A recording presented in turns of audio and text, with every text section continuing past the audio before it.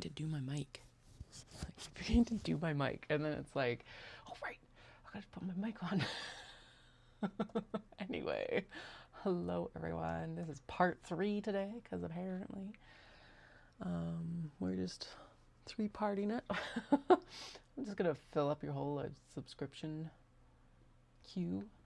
Why is it so chilly? Well, of course, because I'm down in the basement. Okay, but we're working on the things. We're working on getting this ready to go. Basically the mini traveler slings and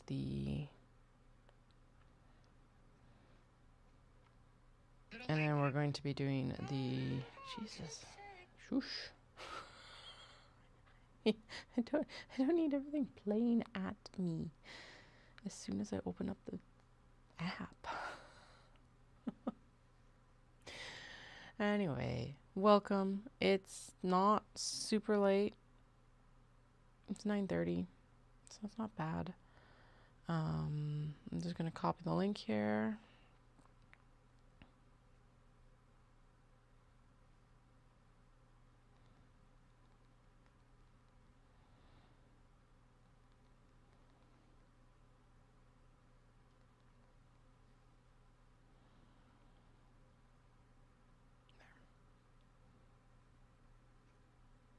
All right, let's get this madness rolling. Brr. I'm cold.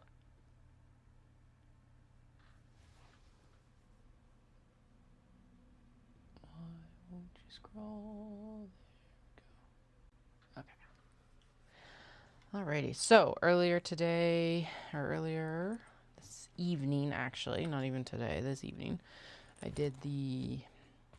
got the zippers into the fronts of these guys, the mini traveler slings. Now we're going to go in and do the leather, which is the front pocket as well. Actually, what we really need to do is I need that front, the front cut portion so that I can actually put the snaps in proper. Now, this is always an issue of like, where the hell have I put these things? Of course. And we do have a lot of straps that we have to do for those guys. Now, I had picked out the koi as well on pink, but unfortunately what ended up happening there is that I actually had to seam rip it because the top stitching got caught, and then I actually ended up ripping the zipper of all things. So, fail. So I'll have to like take the zipper completely out and redo it later, because that's how it's gotta go. Okay.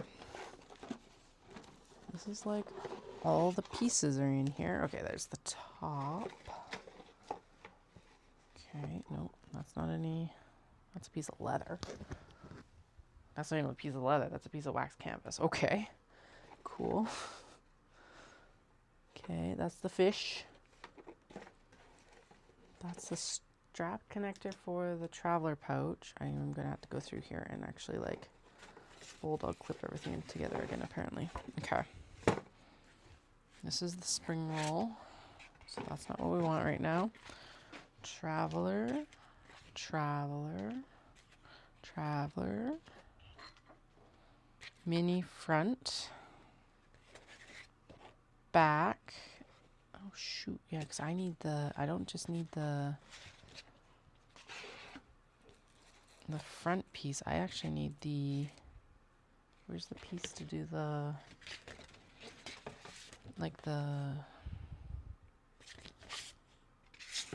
crap, okay.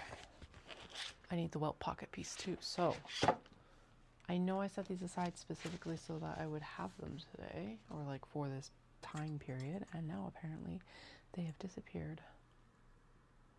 Hello. Late night for us both, I guess.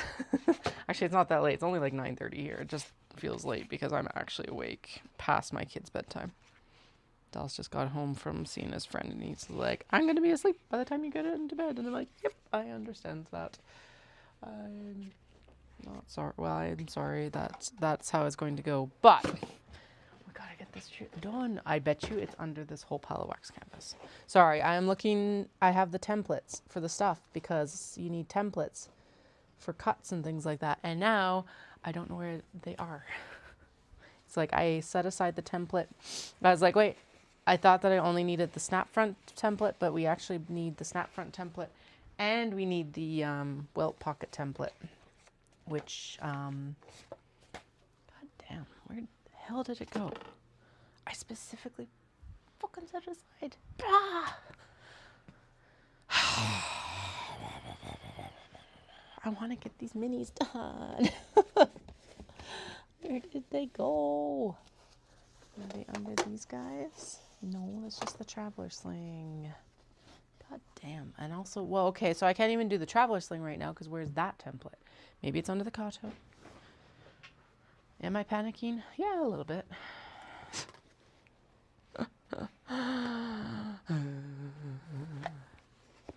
Okay. Well, at least the Kato are done. Like, realistically, we got the Kato done. I do have one new mini to do because it's one that needed repair or like finishing kind of because one of the sides didn't get caught before Knit City. No, okay, it's not here. It's not under any of the pieces. God damn. Oh, do you know what? Okay. Sorry, y'all. It's like, fuck. There. Okay, there's the traveler sling. Is it down here? Yes. Oh, thank fuck. What a way to start the night.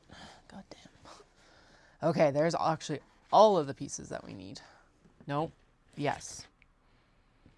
There's one piece missing for the traveler pouch that I need. Because, well, honestly, I can use that one too, but whatever. This is the one that I really needed because it's got the snap point for the blah-de-blah. This mid-front I do not need right now, so I will pop that up there.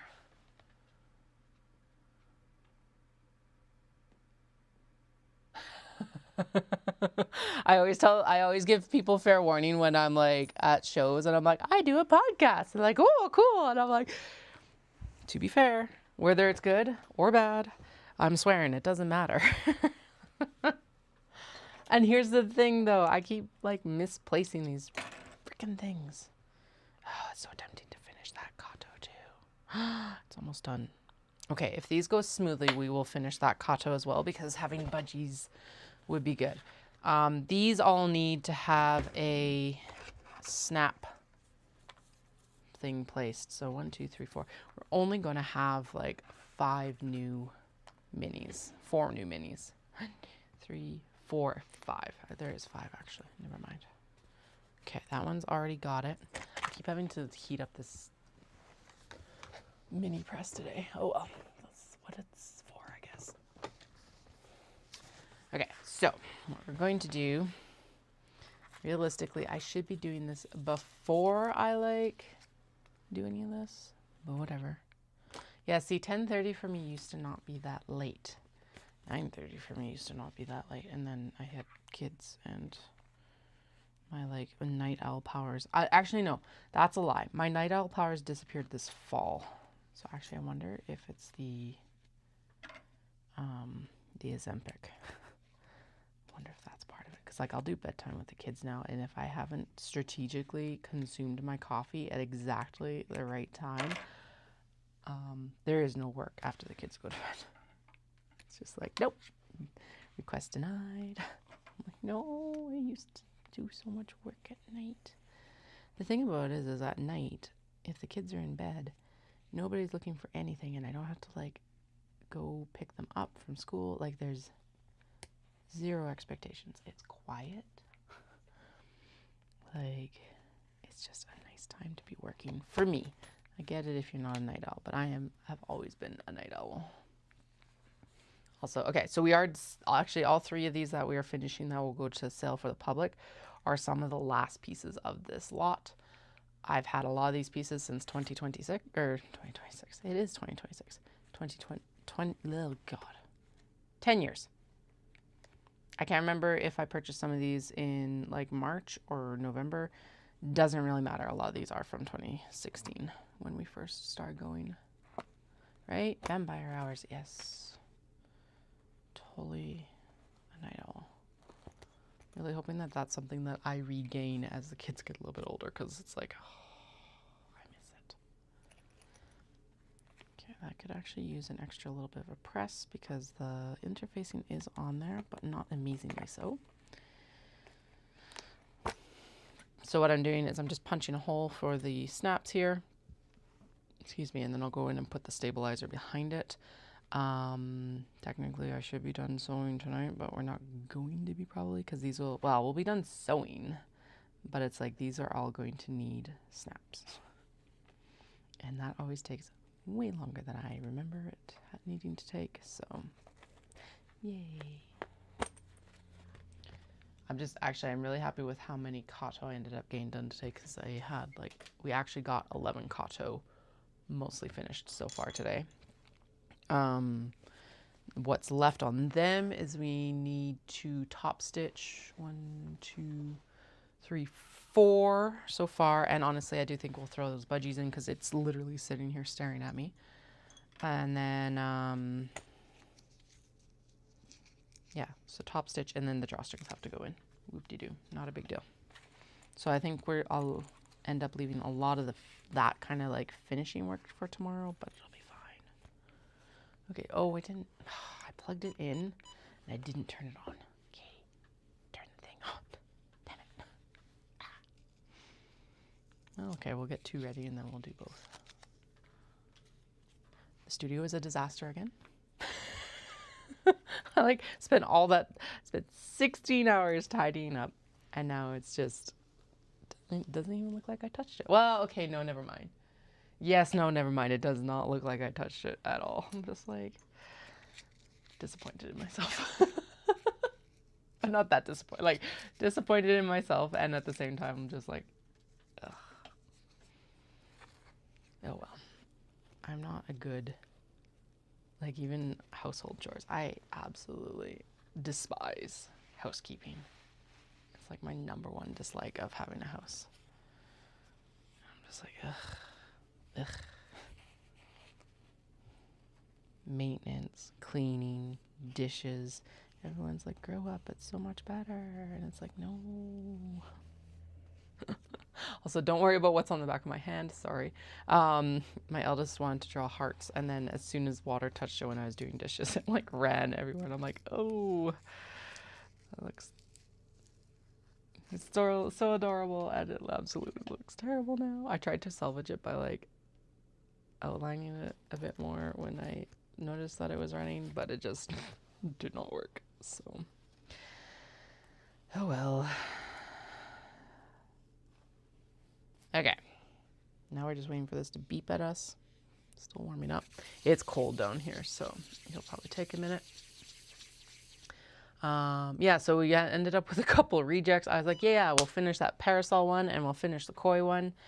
The koi, I accidentally ripped the zipper, taking out some top stitch, and then the parasols, I realized I don't have the same color zipper in the front as I'm planning on the back. So I could go in and I could, I guess, wait. No, yeah, no, it's not the same color zipper. And the back is already done. So I'm now I'm okay. Does it matter? It's kind of weird, but yeah.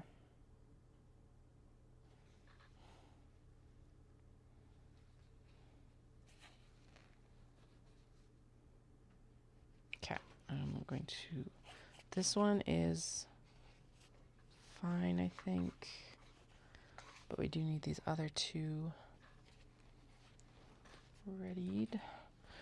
Okay, so all 3 of these need a little bit extra TLC on that interfacing on the top here. Don't know why they did all go under the steam press. I could have also done this earlier, but it's better now, better late than never. better. Now I did actually, so we did get the Kato done. I did get a good, or I got all the belt bags done that I have mostly.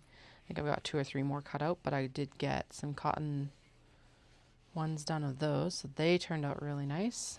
We haven't done the cotton before. If this goes smooth, we are tackling the traveler slings, which will be wax canvas and, actually, first things first, we will finish the seams on the small box bags because it's stupid to ignore them when they're like this close to being finished. Honestly, that's probably what I should be doing right now, but you know, whatever. We're going with the vibes, and the vibes are in small box bags right now. We will do them before I swap out to the black thread. Right? Yeah, I think that's a fair caveat. Okay. I'm just going to repunch these holes with the awl so that at minimum there's a, ow. Let's just punch a hole in my finger too. No blood, success. Anyway, and then you'll be able to see the, like, I'll be able to see this hole in the stabilizer at minimum. And so they'll be marked in that way. So I was debating between a like white or off-white zipper with the silver, but I'm really glad I went with the teal for this one, to be honest. And then that. Now, the rest of the koi bag does need to be pulled because we're gonna we have to redo zippers. Darn zippers. Okay, so it's a black and gold zipper, and that's the remainder of the fabric for the koi. There we go. Okay. Now, I think that's actually, yeah. Okay, so that's these guys. So what do we have left? We need to do welt pockets, and we need to do, okay, so that's black and silver with the gray lining. Good. We need to do the upper portion, we need to do welt pockets, and then we need to do, and that's it, right? You're like, I don't know, Katie, I'm not the maker. I know.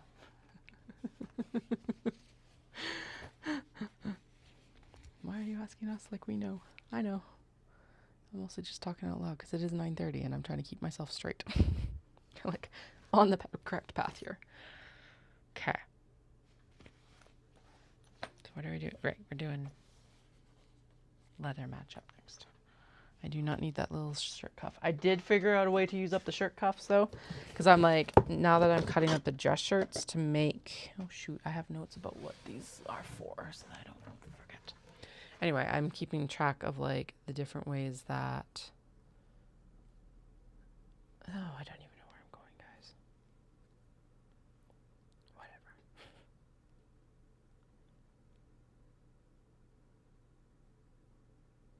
Leather. Black. Black is going to navy cats. Navy cats is in there. Okay, these 4 pieces are actually for the traveler slings. If we get done traveler slings, I'm gonna pop them on top with the canvas or with the webbing. Okay, koi and pink is not getting done right now. Polar bear pancakes is black. Okay. Oh, and the knitted cables will be black as well because that just makes sense. And then I'm pretty sure sweater cats is brown. Yes. Okay, good. 1, 2, 3, 4. Okay.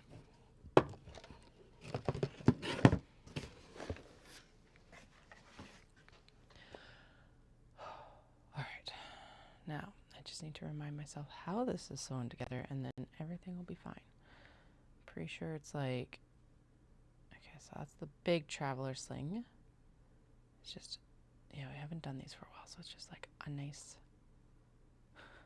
refresher on what we're actually doing. I am going to need the cotton webbing fairly rapidly, I guess, as well. Okay, I need to trim the zipper down, and then we sew in the first of the slip pockets. Okay, so first things first. trim the zipper down so that it like matches. Can do, done. Okay, and then that's the for the welt pocket, and then we sew a piece in. That's welt, and then that's this upper. Okay, we need a piece for it. Boop, boop. Because these can all be chain pieced, so we may as well lay them out and like get them rolling.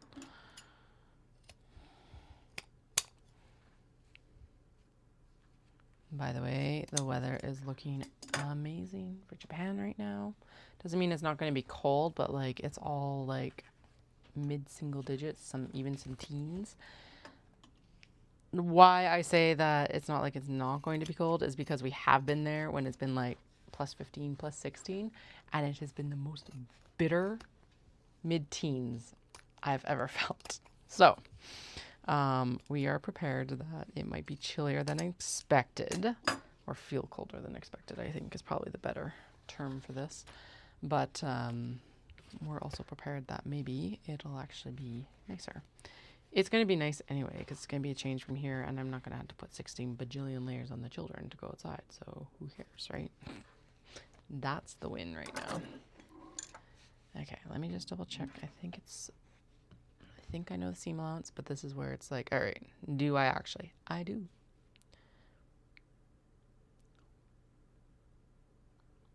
Okay, and then we do the leather onto the denim and sew it together.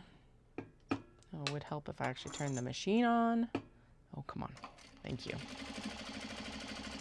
Actually, let's do that. Oh, no, we'll just do them all at once, and then we'll do the next set of stuff. Because honestly, I think most of their denim's comparable or the same. So it doesn't really matter as long as we get them mostly aligned. And it's not like I'm going through and making 15 of these right now. 4 is more manageable. Surprise. I'm not. I hope no one else is either.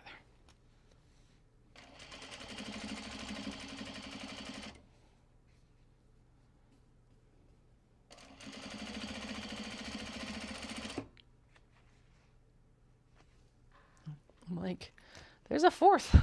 Where's the 4th? It's down here. Down here. All right. Disaster averted. This is actually one of Dallas's old shirts.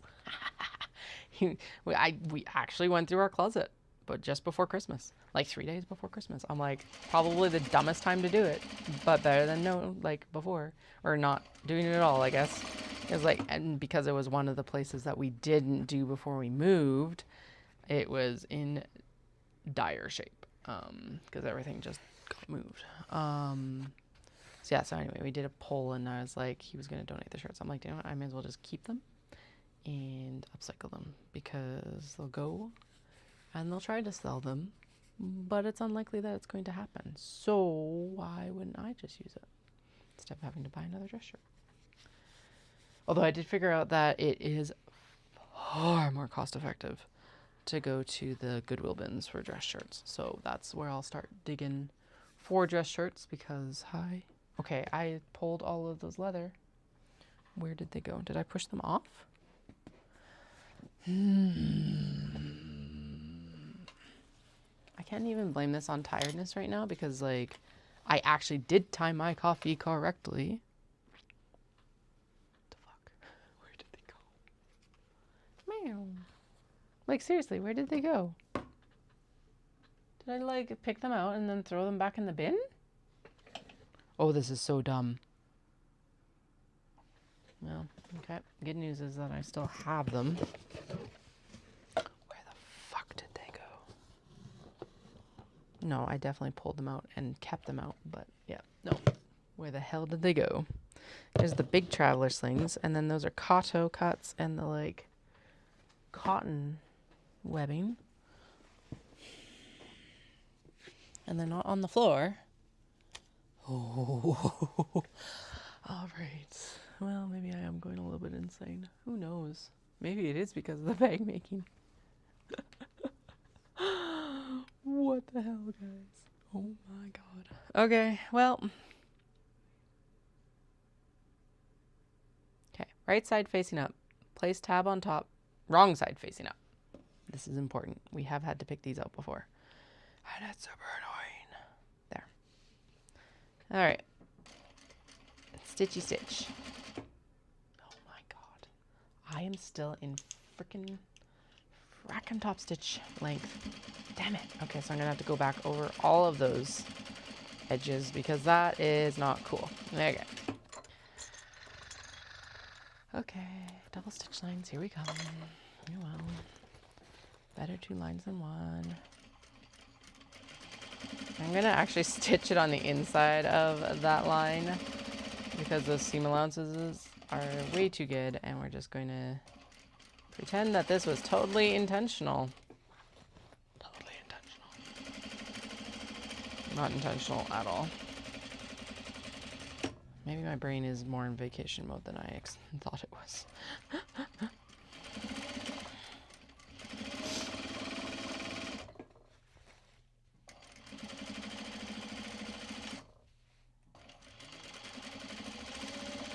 I also did not trim down the cat bag. Oh, well, I can do that after this step. That's fine.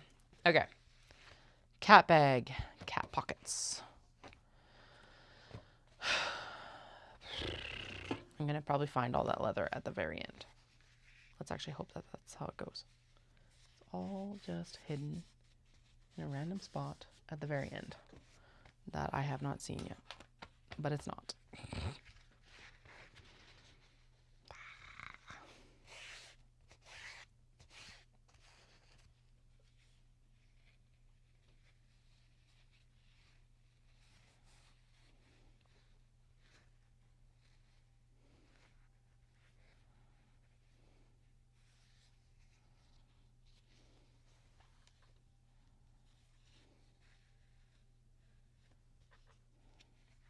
Wrong side facing up. That leather's very curly. Okay, there we go. I'm in construction length. Okay, good.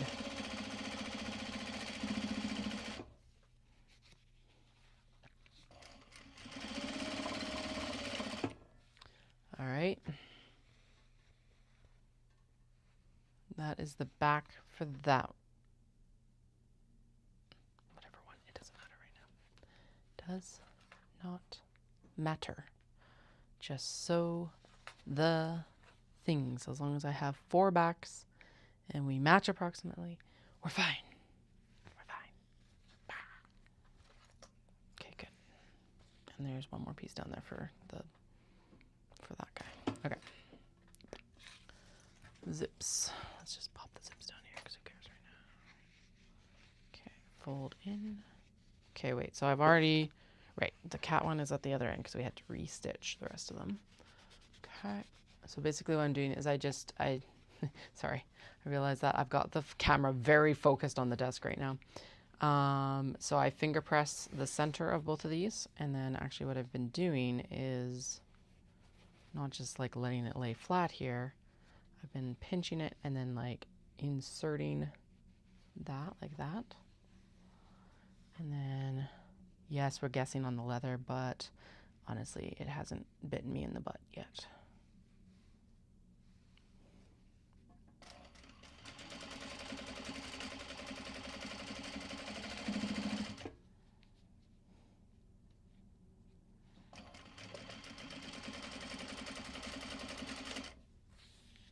All right, last one here.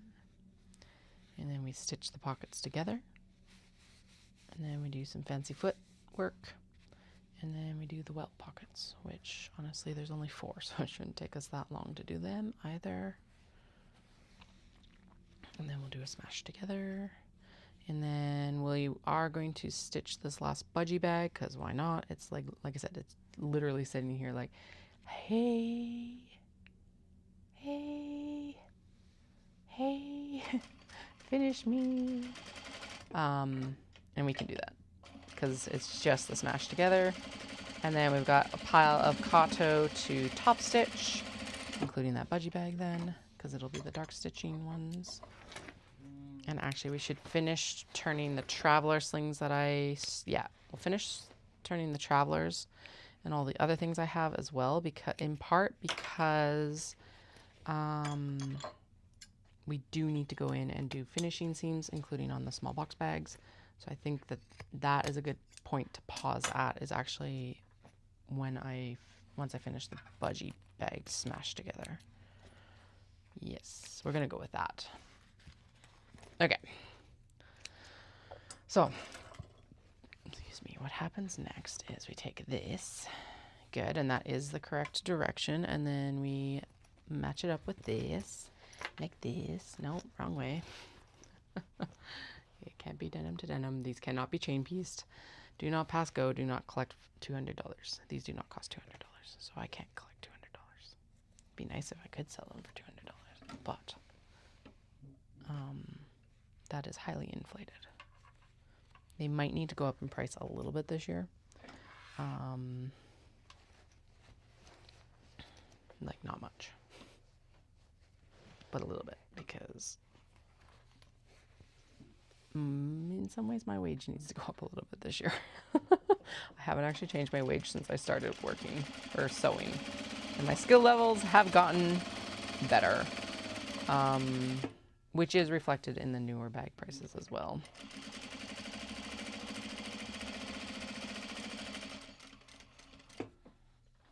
But some of these other guys might need to be jigged around just a tick.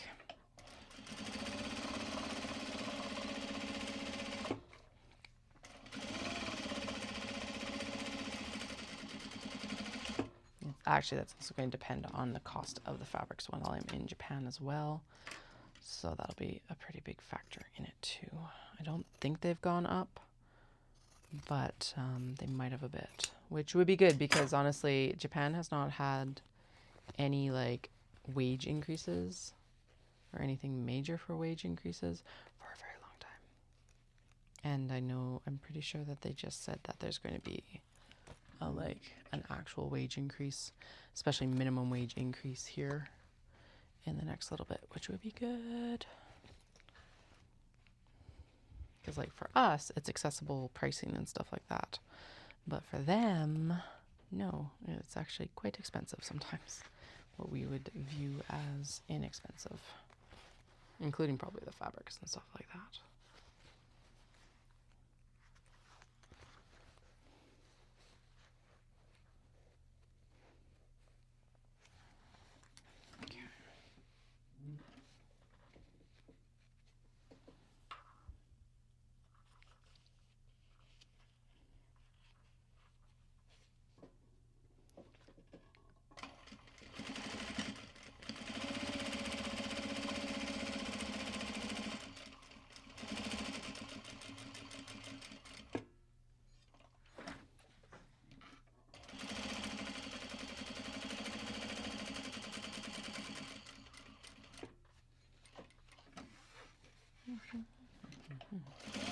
There was this place in Kyoto that I went with Caroline when I was there in 2023, and I was like, I didn't know if kids would be allowed or not, so I double checked the other day, and they're allowed, and the food is so good. I'm like, I've been daydreaming about it for the past few weeks, and so I was like, yes, we gotta go. Send it to Dallas. I'm like, we need to go for this food on sticks. Kushiyaki. Yeah, and it was really cool last time because I apparently passed some sort of vibe check, because they let me in, whereas they didn't let some other foreigners in, which was wild. Even though there was like empty seats. Now apparently there is some sort of like unspoken rule in Kyoto about that, but yeah, it was like a very interesting experience, because we just walked up and like asked for a table for 2. So I'm hoping we're able to do that with the kids. If not, we'll get a reservation. Not a big deal.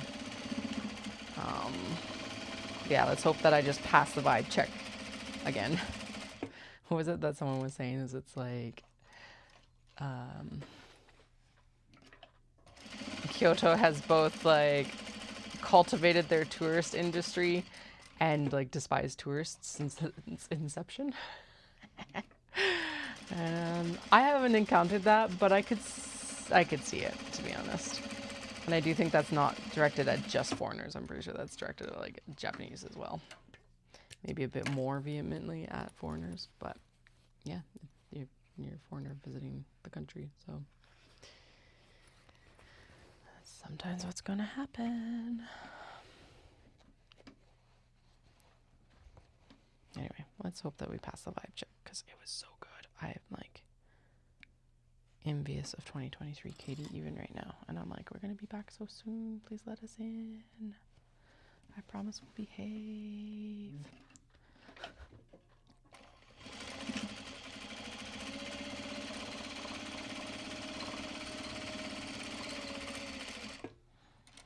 I don't know why I backstitched right there, but okay, cool.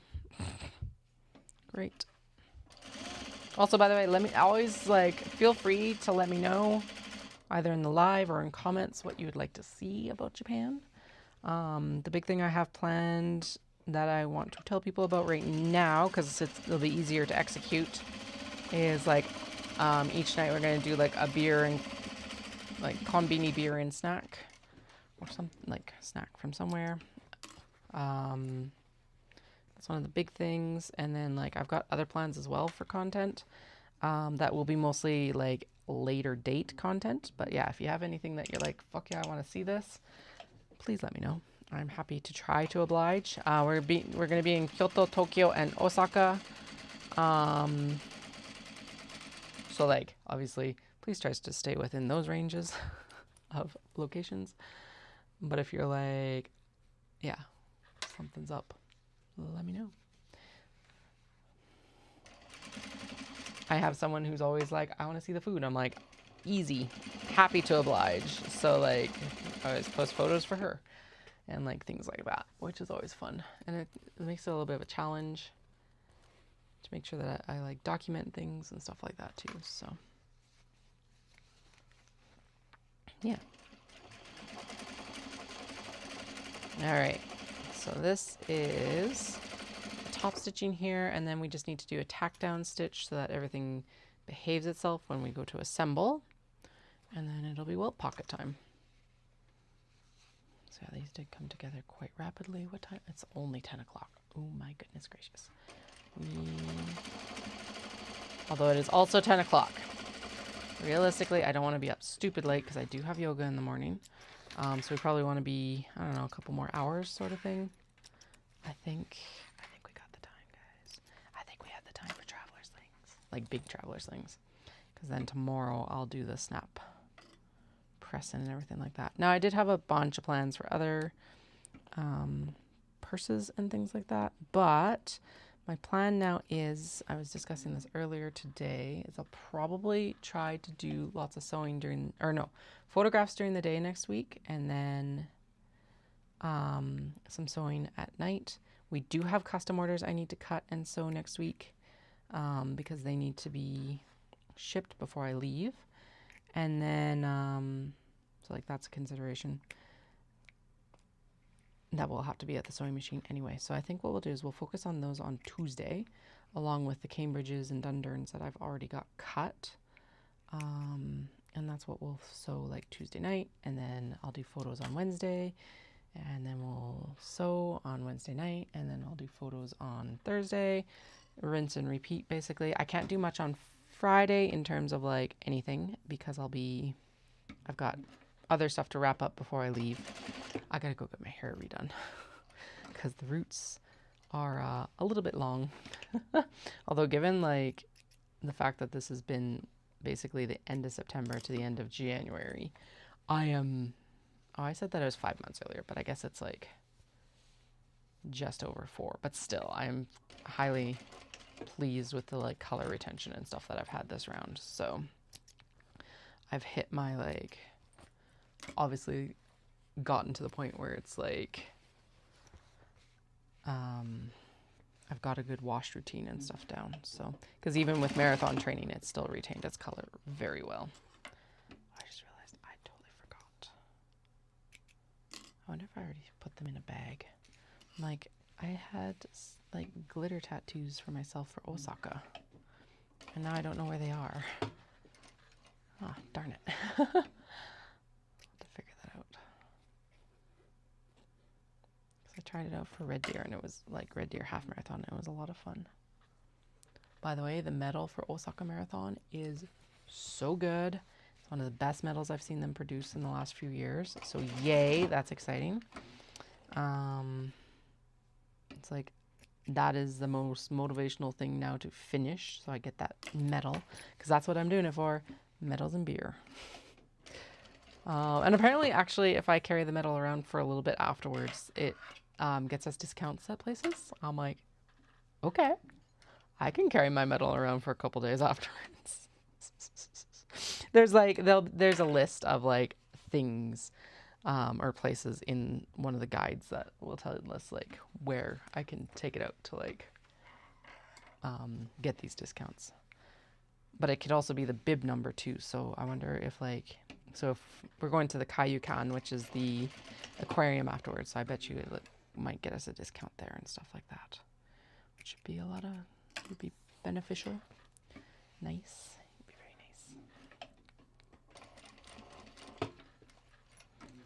nice. All right, there we go. And the nice thing right now is that the yen is like at what I would count par. Basically a dollar is about 100 and, well, I think it was 107 yen the last time I looked. Sweet. These are all ready to have their welt pockets made. Anyway, yeah, it was like 107 yen or something. So basically I count that as par because then that takes into account like exchange stuff and etc. Okay, that is the wrong direction. We have to go this way for the welt pockets.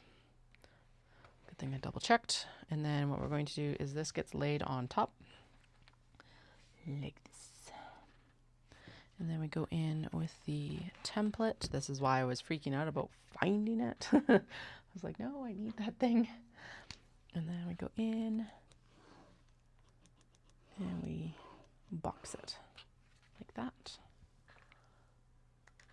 And then we sew the welt pocket. Now I will sew all of these before I trim them down.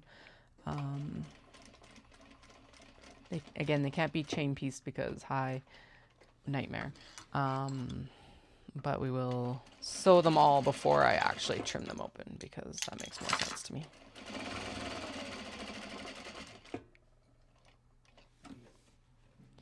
Do I feel like, of course I did it at the frickin' top stitch length, Katie. Goddamn. Anyway, do I feel like I'm a little bit of an expert at welt pockets? Yes, except for apparently my stitch length now. God. I already did that once tonight. Why didn't... And then I'm usually super vigilant about it when I continue sewing. But apparently tonight is not my stitch length night. Just like... Stitch length is laughing at me. Okay. May as well do one more line.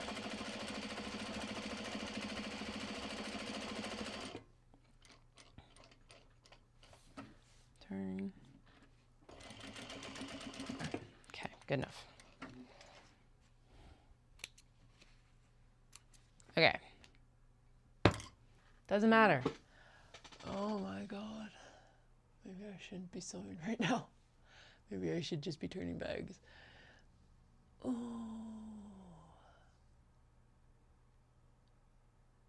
Okay, well that's going to be a pain in the butt to pick out because it's got all those seams. Anyway, I was supposed to put it on the other side of the fabric. Not this side of the fabric, the other side of the fabric. Yay! So it's supposed to be on this side. Yeah.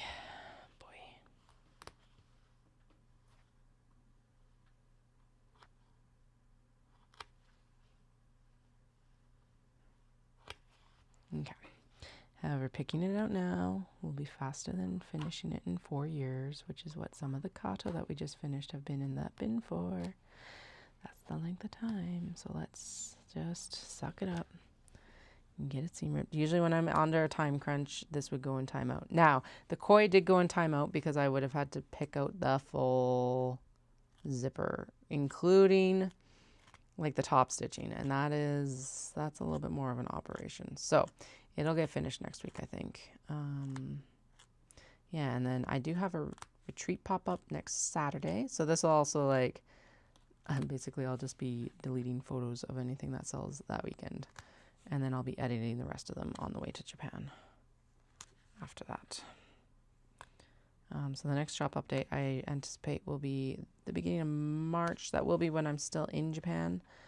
But it will also allow me, like, then orders won't be too late shipping out and stuff like that. So.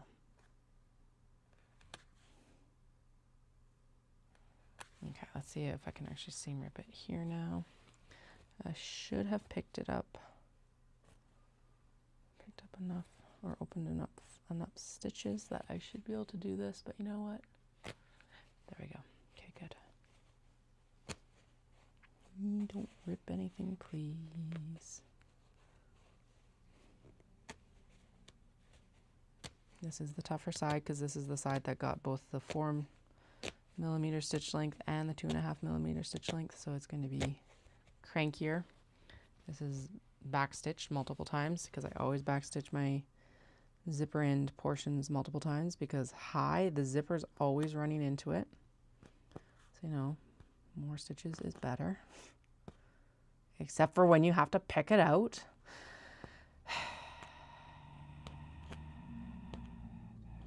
I love sewing. No, I like the product. I love the products at the end. I don't mind the process. Most days. Right now. Okay, if anything else goes wrong, we are setting these aside and I will turn bags and finish the seams in the small box bags, which we'll do anyway after these are done and like these are smashed together. But still, it's like maybe that's what I should be doing right now. But yeah, definitely if anything else goes wrong, we are shifting gears for a little bit. Oh my God, I can't believe I did that. I have done that on the last set I did too. I like ended up messing up where the welt pocket was, and it's just like, what the hell, guys? I sold over 100 of these last year, which means that I made over 100 because I still have some back stock. So I have no excuses for why that even happened. And yeah, now that I think about it, I do remember that I did that on the last round too. Yay. Excuse me. Hello, Mama Karma. Fair warning, we are a sweary podcast. Going good, going bad. Things are going a little bit sideways right now. I just had to tear out a welt pocket. But you know, we're restarting now. There we go. And we are in construction length. Good. Oh, okay. Let's get this hopefully sewn the correct way so we don't have to seam rip it again. We should be fine, but you never know. But anyway, I'm working on Mini Traveler's Things. It's a pattern from Can Do Crafts. It's a designer out of Ireland. We love her pattern. She does a lot of really good ones. In fact, my top sellers are all her patterns right now. Yeah, and these are called Mini Traveler Slings. The denim that you see is upcycled, as is the actual like pocket material on top. And then the exterior pattern pieces are Japanese fabric.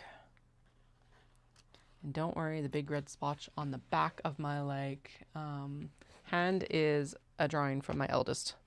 So it's not anything bad. It's just a thing. No! What was the project? Oh, that sucks. I'm sorry.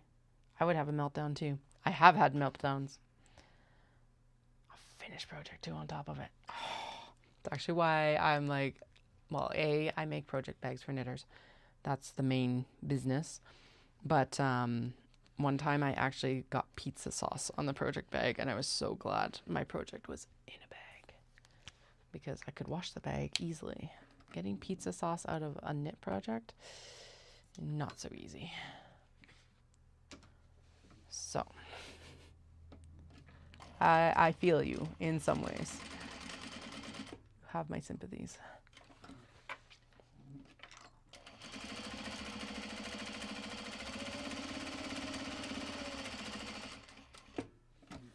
Okay. It's also like I am under a time crunch. We do have a show on Saturday. I would like to have these ready for Saturday. It is currently Thursday night, and tomorrow is full. So I'm hoping what I can do is I'll get these two finished, except for like accessories, which to me means like snaps. They all have their labels already. They all have like, as long as they're all assembled, and like maybe down to, yeah, like snaps. And what else would be acceptable to leave to the end? Probably finishing the straps would be the one thing that I could leave behind for sewing. If I get time tonight, we'll do them tonight. I don't know though. That's low priority right now. Okay, good. I'm glad. Yeah, I hear you. Rough. It's like such a hot stove moment of like, no.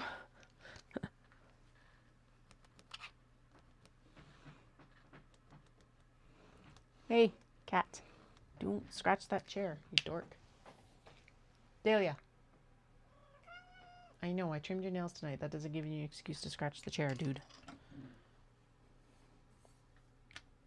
Cats, guys. Apparently they're supposed to be therapeutic. I don't know about that. Okay. Now.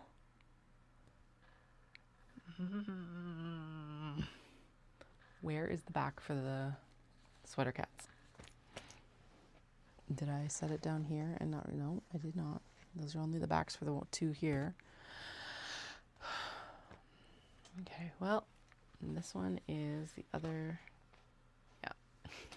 This is technically from the koi, but since we're not finishing the koi, we will use it for the sweater cats. That is acceptable. And then we will find the backing from sweater cats for koi later. I don't know where it went. We've had it all day. It has been hanging around. I've seen it. I've shuffled it. I swear I shuffled it when we did this round too.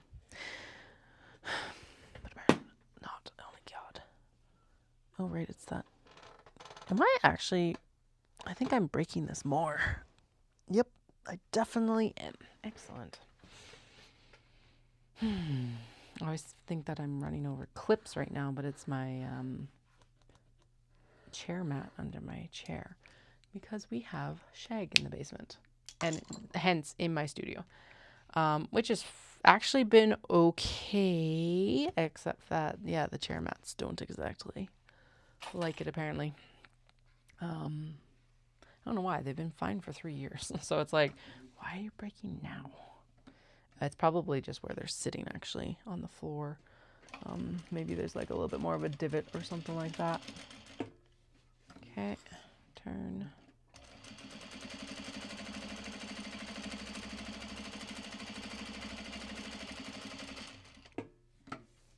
Turn.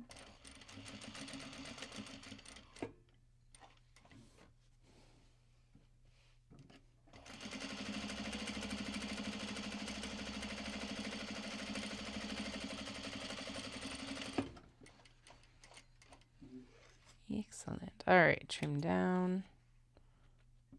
Trim down. And Dahlia, my cat, has reclaimed her tree from the boy cat. But no, she's all like up there, like, and the like ears going back and everything like that. I don't know where the other cat is right now. She's probably staring death daggers at him right now. So, wouldn't surprise me. They are not. No one's lost an eye yet. That's the most positive thing I can say about their relationship. But yeah, he's totally trying to pester her. I can see him now. Out the corner of my eye. He's just down here. Like skulking. He decided against it, which is probably the smarter decision, my dude.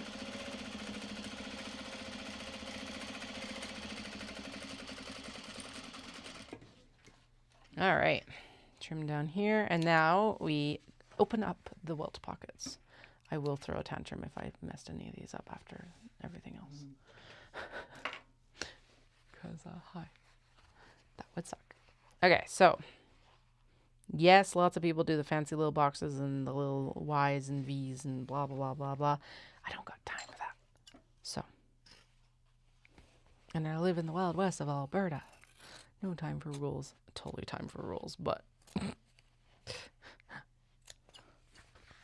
However, we have, again, sewn enough of these that it's kind of like, if you are a first-time sewist, do not do as I do. Do as the pattern says. Hell, I should follow my own advice half the time. I will probably have less mishaps if I actually followed the pattern more often. But you know, you sew a pattern so many times and like, oh, I got it. And then you look at it, it's like, no, I don't got it. Actually, I've had to refer to this one and the Traveler sling pattern, the large version, like the older sister version of this one. Quite a bit because I haven't sewn these for a little while. The Kato I've sewn enough in the last 4 years. I've got it like down to an actual science at this point. But there's a couple things with the Travelers and like both these ones I was like, I better just double check what the details are. I know, right? Do as I say, not as I do. Or do as the pattern. Don't even do as I say. Do as the pattern says. Ugh. Don't trust me. I'm crazy. And this is the reason why. Actually, this is one of the reasons why. I swear. If it's not the kids, it's the cats. And if it's not the cats, it's the kids. So this is one of the reasons. This fluff monster. He's like, oh, I'm up on the sewing desk. I like this. Yeah, I know. Do not walk through the thread. Oh, you jerk.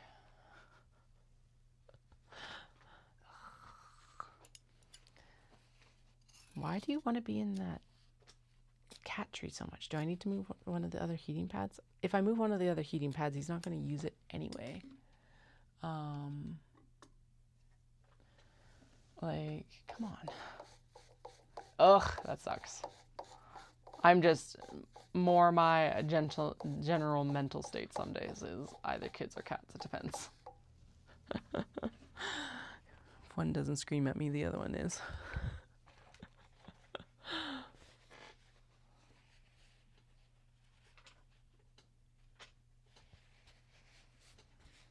All right. Last welt pocket to trim, and then we'll go in with the seam ripper. This is a trick that I saw somewhere. I don't even remember where to give credit. I feel like it was a YouTube video, to be honest. But basically, you go into the corner of your welt pockets with your seam ripper and finish opening up those last few strands with the seam ripper. So like you trim as close as you can with your shears, but of course you don't want to trim the seam line because then that's going to fall apart. So if you take your seam ripper, stick it in that corner, it's just easier to get those last few stitches open, and it will make your welt pocket lie flatter. I always intend to like film this part. Why did I get a text message? You shouldn't be coming through at 10:30 at night.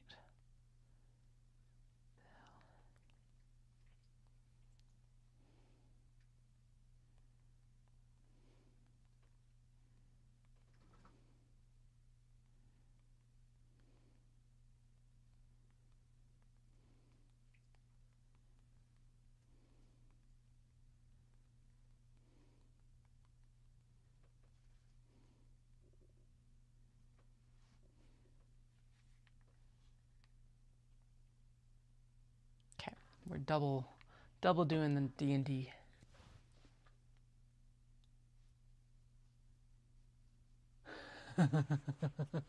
My kids, so I've got a preschooler and a kindergartner.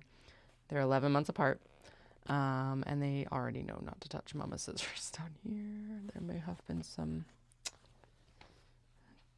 raised voices about that sort of thing. Actually, they're doing a lot better now.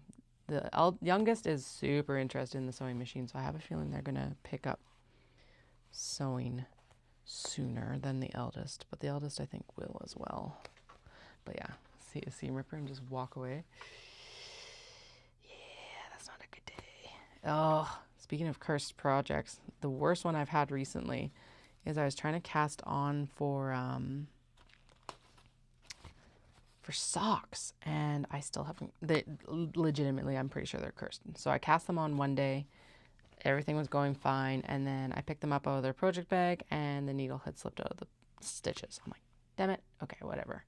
I was out with friends, and I was like, I'm not going to recast these on right now. So I tried to do it the next day. Did it the next day, accidentally pulled the needle of like half of the stitches, and I do toe up, so it was actually like Judy's magic cast on, so I think I pulled them out of half and part of another one. Okay, annoying. I'll restart them again the next day. Did the same thing, restarted them the next day. Everything was going good. I was knitting along, and I had started them with the cast on yarn, not the working yarn, and I was just like, I was in the coffee shop with my husband Dallas, and I literally threw them, and he kind of laughed, and he's like, what happened this time? Did you pull the stitches out again? And I'm like, no, I started working with the working yarn. Just like, these socks are cursed, and I want to knit 3 pairs of them because I want to knit a pair for, or 4 pairs of them, because I have 3 skeins of the yarn, so I can knit us all matching socks. And it's just like, rah. So they're in my project bag right now. The other pair of socks that's in there is also fighting me because it's like it yarn barfed out of the center, because there's a center pole, or like it was already balled, right? So it's like a commercial ball, not the skein or the hank, a ball. And I work 2 at a time. So I was working from the interior and the exterior, and it yarn barfed, and now the yarn barf's all tangled and it's tangling up around the like exterior, and I've had to break the yarn. I'm over what I have there right now. So I might reset and choose some other yarn for our trip. I haven't decided what. I think that it should be socks because socks are easy, and I don't know. I really want that pair that are cursed though, because it's like, not only because they're like, I want to do the matching pairs, but it's an absolutely spectacular self-striping. Like, it's going to be so cheery once I actually get over the hump of these toes, apparently. So annoying. Anyway, my eldest likes knit socks, so that was kind of cool. I knit them as a pair of socks before Christmas because they were like, can I have a pair of socks? And I'm like, yep. Can I have them for Christmas? I'm like, I don't know if I can get them done for Christmas, but I'll definitely get them done for Japan. And I actually did get them done before Christmas because they were way faster to knit. Shock. But it's like, it was kind of shocking because they have a 56 stitch foot, which is only 8 stitches smaller than mine. Like, I knit mine on for 64s. And yeah, they're only 56, and they knit up so much faster. And I'm like, what is this madness? That it would be like faster, but only an 8 stitch difference. I don't get it. Anyway, I'll take it, but I don't get it. All right, now I'm happy with how all of those turned, even this one that we had to redo. What I'm going to do, because we got to do the zipper next, is I am actually going to clip these up out of the way a little bit because I don't press it. I'm a bad seamstress. I know pressing would help it, but I haven't had it gone out of the string yet. I'm not going to whisper because it is, was it a sewing sin? It's not garments. I'm a terrible sewist. Or ingenious. I'm not sure. Let's go with ingenious. I'm not a terrible sewist. I just break all of the rules of sewing. Anyway, if I did press it, it would probably be a bit better, but honestly, as long as this is up and out of the way, we're fine. It's just that the denim likes to fight with because the interior is cotton, the denim just likes to fight the interior a little bit sometimes because it's obviously so much heavier, blah, blah, blah, blah, blah. All right. I don't even always clip this away, but I do feel like this is a heavier denim today than what I work with sometimes, so that's why we're going to throw some in here right now, like that. And now the moment of truth is making sure that all of these get their proper zippers so that they match their fronts. I know that's the teal and silver, black and silver because this is a custom order, blue and gold for sweater cats, and then navy and gold for It's the only one that I'm tripped up on. Yeah, navy and gold, because that's the navy lined up cats. Excellent. All right. Should I seam tape it or double side tape it? Yes. Am I? No. But I am going to start down here so that it's actually stoppered and like good to go. I did previously do a lot of double-sided tape. It's kind of like clipping and pinning for me. I find that it doesn't actually improve my outcomes that terribly. Oh God, that much, except that that will, okay, pull in. Thank you. Anyway, I don't see a vast difference. Mostly because I'm also still concentrating hard on how to get these set in and centered and everything like that. So far, again, hasn't bit me in the butt. If it starts biting me in the butt, we'll start taping again. That's just how it's going to go right now.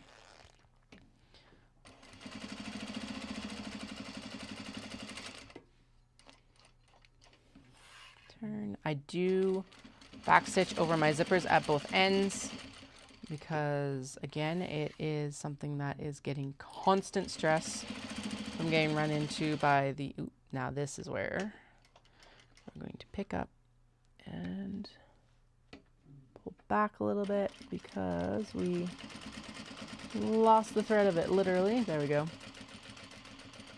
Okay, now we're gonna move that zip pull out of the way here and finish stitching down. Yeah, I do back stitch and front stitch again, because it's a high stress point. No matter what you do, zippers are always high stress points. It's also why I like the denim though too, is because it shouldn't wear as much as like a zipper tab and stuff like that, because it is a heavier duty fabric. Now I should be able to pivot and go basically more or less right over top of that, and if I don't, then I'm just going to kind of hand crank it into the same spot so that we get the welt pocket or the back stitching for the end seam done. Now this pattern does have an interesting little add-on here. You actually go in and fold this up and sew it over the zipper. I absolutely despise this part. I do think we probably should throw the zipper foot on because that will make it easier. That's what was biting my fingers this summer. That's when I was getting caught by the zipper foot. That's right. Nasty work. Nasty, nasty. I'm consistently terrified of getting my fingers caught under this thing, and the zipper foot is actually what actually did get my fingers caught under this. So we will take more caution, I guess, more all action than finger action or something. I don't know. It's really the only thing we can do to try to limit the potential contact between the two.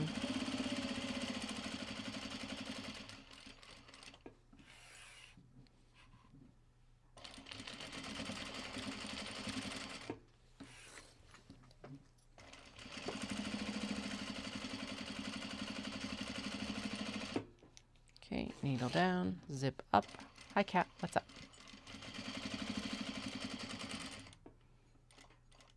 Hi cat, what's up? Yes, I know, you are a cat. You're a very fluffy cat. What's up? Yeah, I know. Yeah, I know. I gave you your meds, right? Yes, we gave you your meds. Okay, good. I need to also just double check because you need to be on that dose for the week. And I can't remember when we started. I think it was Saturday.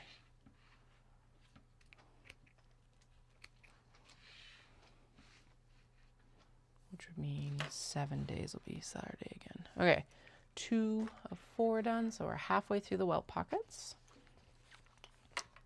2 more to go. Cat, Jesus. Criminy. Okay.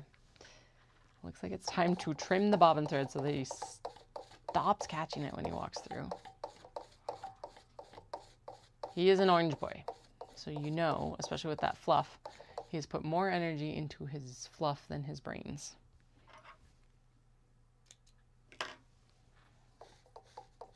Okay.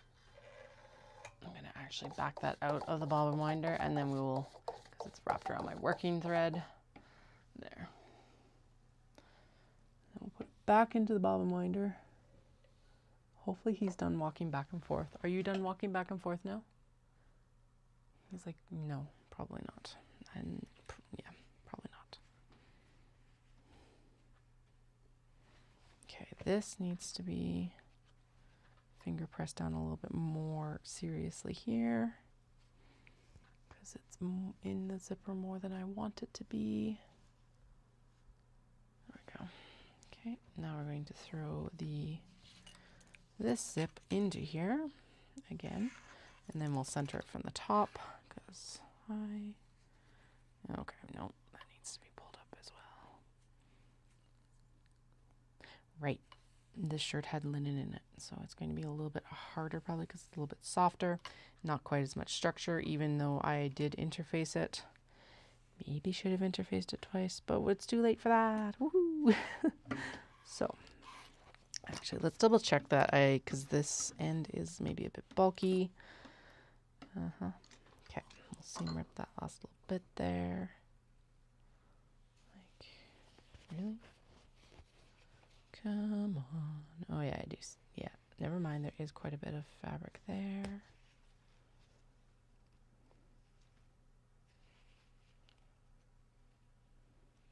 Good.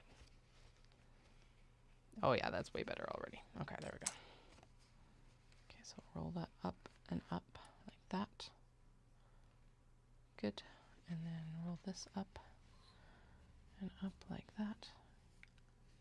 Good. And then there, it should be happier now. Okay, better. Better. Okay. Did not put this, whatever. Zoop, doop. We weren't really getting it centered from the back anyway, so let's just throw it in like this. Shimmy.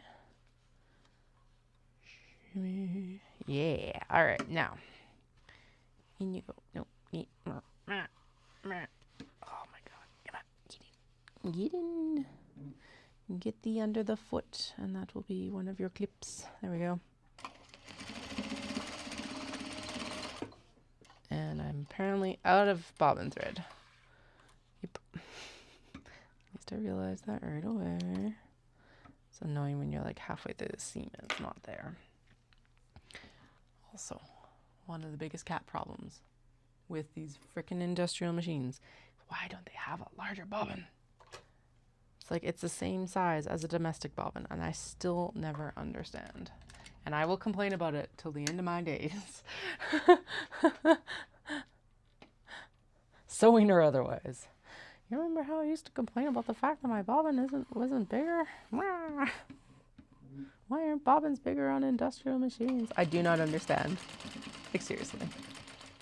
Like, so is everyone in like all of the clothing factories everywhere is having to swap their bobbin out as much as this? And they're sewing like speed demons. Like, I am quick, but I am nowhere near as fast as like a proper production sewist or sewer and like seamstresses and stuff like that. So it's like, are you telling me that they're changing their bobbin like every, I don't know, 15 minutes or something like that? Because holy, would that be fucking annoying.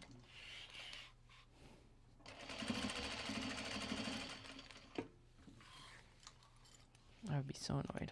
I'm already annoyed, and how often do we actually have to change it? Probably every, like, depending on what I'm sewing, not very often, right? Like, realistically.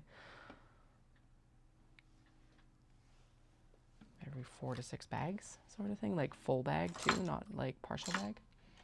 Okay, this is the best time to wind it.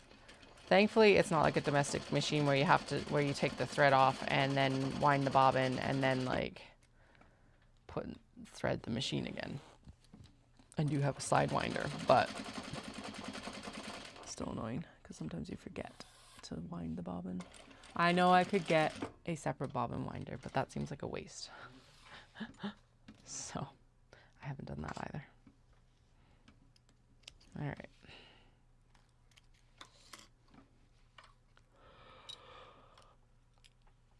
One last welt pocket, and then we're on to, then we'll turn the bags. No, we'll smash together the budgie bag. Right.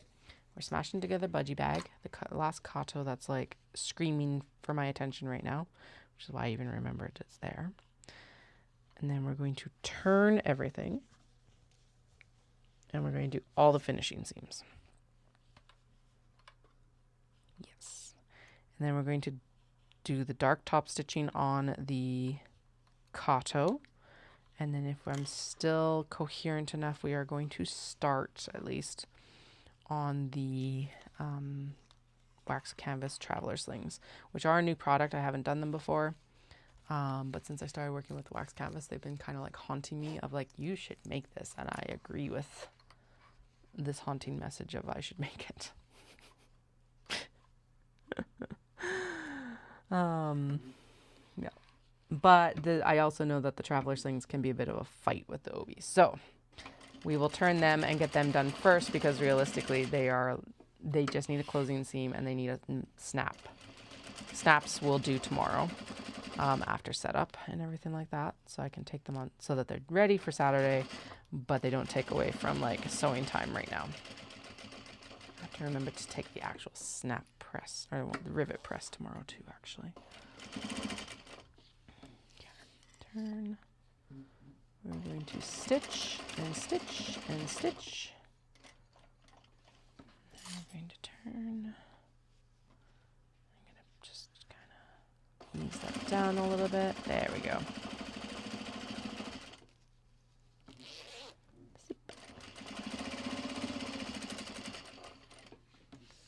Turn and stitch. Excellent. All right, there we go. And now we're going to clip all of these threads like that, and this, and here. And then we're going to put the scary zipper foot on. I hate the zipper foot, but the zipper foot is needed. I don't know why I unthreaded my, no, we don't. Why am I trying to loosen the needle when we need the zipper foot? I do not understand myself some days. Okay, scary zipper foot. It has no guard, and like my fingers will be close to that. That's why it's scary. Sure, we're going to utilize my awl as much as possible, I think, and hope for the best. Now, maybe we did try this like this last time, and it might have been that it didn't actually work. I can't remember, but whatever, we'll do it. We'll try anyway and see what happens.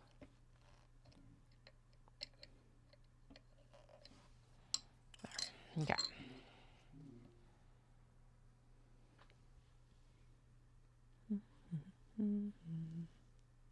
Please thread. Please thread. Yeah, threaded. Yay. Okay. I'm going to back that off a little bit because that is a lot of excess thread. So what we have to do with the welt pocket is you take it and you fold it over the zipper, and then you're supposed to go in and sew along the zipper. Ooh, boy. Considering... Okay, it'll be fine. Fine. I should just put it, I should have justified a little bit more to the top than to the bottom there, but it's all good. I'll get caught. Okay, now throw it under and technically stitch it down like this, and then in theory I should be close enough to the zipper that we only have to do this once. In previous times that's not how it's worked. I've had to fight this step consistently. However, that looks like we probably had a pretty good chance. And considering that, I'm just going to go through and do all of them as a chain piece, and we'll deal with consequences afterwards. I.e., we'll double check after we're done sewing.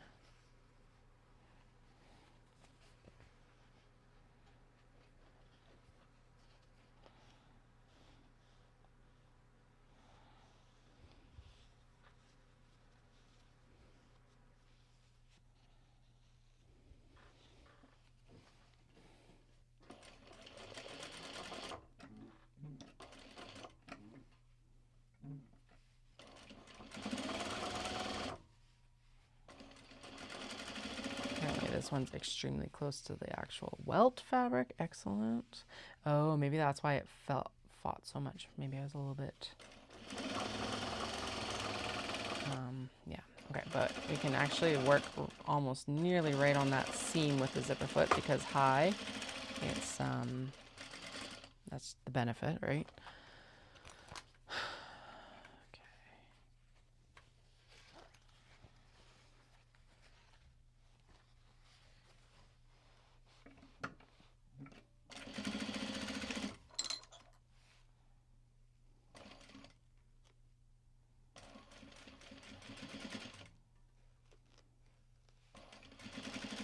Basically what this is doing is it hides one of the raw edges of the zipper in some ways, so that it's covered.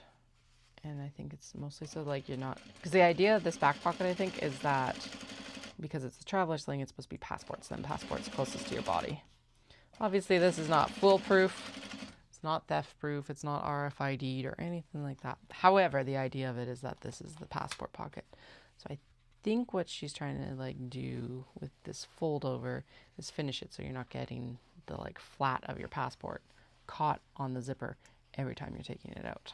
Now, hopefully you're also not having to take it out constantly, but I have a feeling that's part of why it's designed this way. That's my suspicion and my theory. I don't know why otherwise, because none of the other welt pockets I sew from her patterns have this feature. So it could also just be because it's such a small bag, it would be really easy to get caught on the zippers. So what it should have done is, yep, and actually it did it perfectly, is it covered this bottom portion of the zipper. Let's just hope that it covered the bottom portion of the zipper for all of them without me having to restitch them. So far so good. So yes, switching to the zipper foot, good plan. I need some water. I've like been talking a lot today and apparently my voice is like, or my throat's like, hi, so this is unusual and we need to have a discussion about your hydration.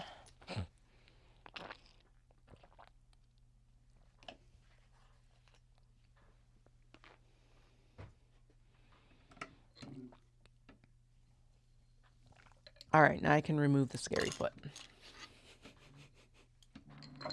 Now I can put the scary foot away and I can put on my normal foot. That is also scary, but not as scary. Okay, and then, no, come on, untwist, loosen, untwist. Fuck it. You know vocab better than that. Okay, there we go. Wrap around, come on.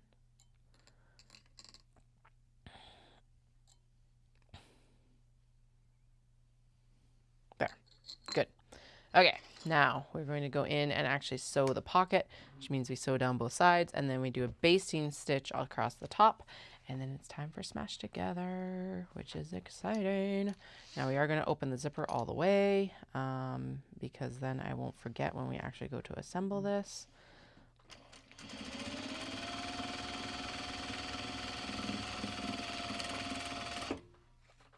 And because I am actually thinking about it, we're going to chain piece all of it.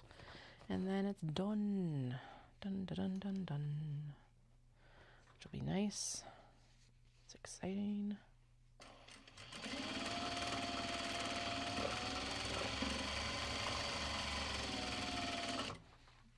Open the zippers, open the zippers.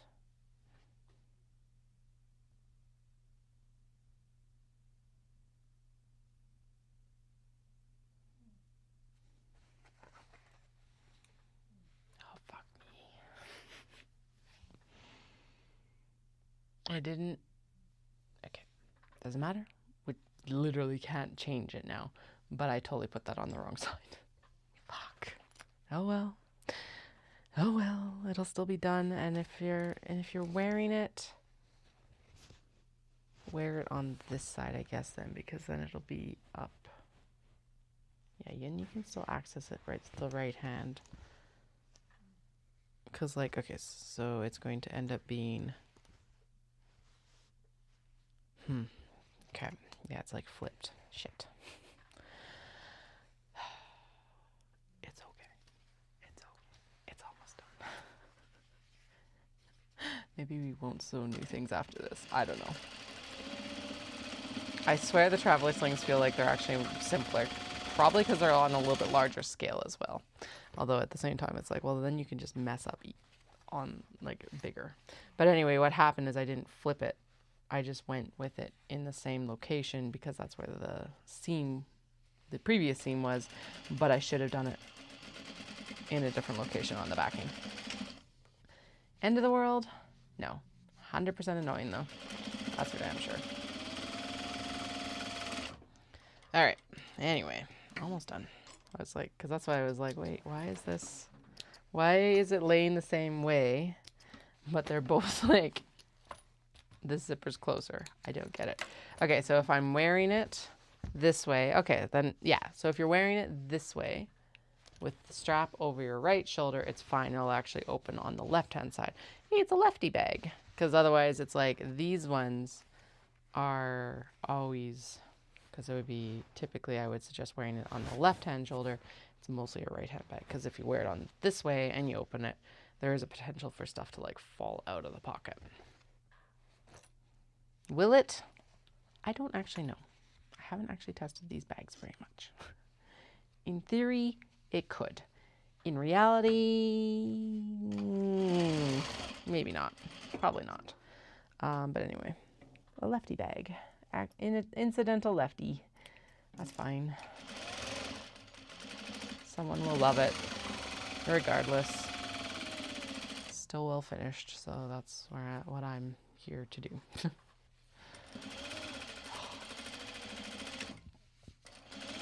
Of all the mistakes, though, after everything else, that is probably the dumbest one tonight. Damn it. And like I said, there's no way to redeem it either because it's cut and like nearly finished. Yay! But hey, I didn't have to seam rip it out again. Yay!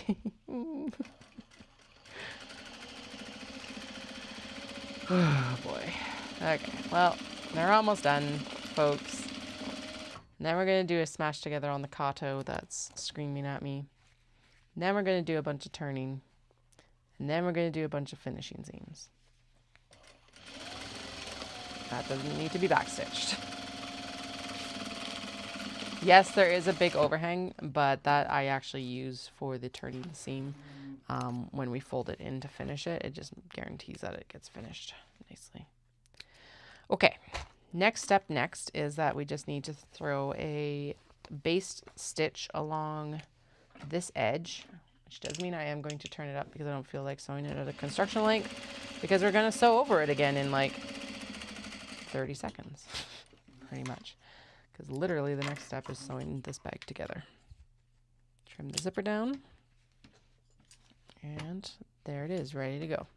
So now what'll end up happening is these two get smashed together. I have to clip stuff out of the way. We need their little D-ring pieces.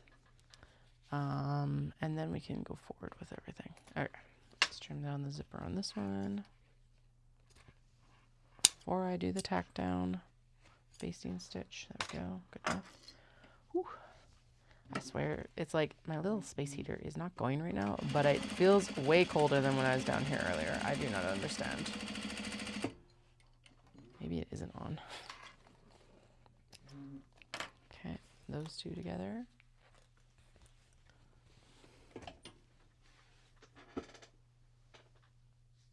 No, it's technically on. It could run at any point. It's just not running right now. Why? It's cold. Okay. This is the Navy Cats. Basically, I'm just running this stitch as close to the edge of the pocket as I can. And in theory, what it should do is it should hold all those layers together so that now when I go to sew it together, it's not like and flip-flopping everywhere. In practice, hit or miss. Seriously. In theory, that's how it's supposed to work, though. Some days, guys. I don't know. I don't know what. It's not always my sewing. Sometimes I swear it's the fabric having a last laugh.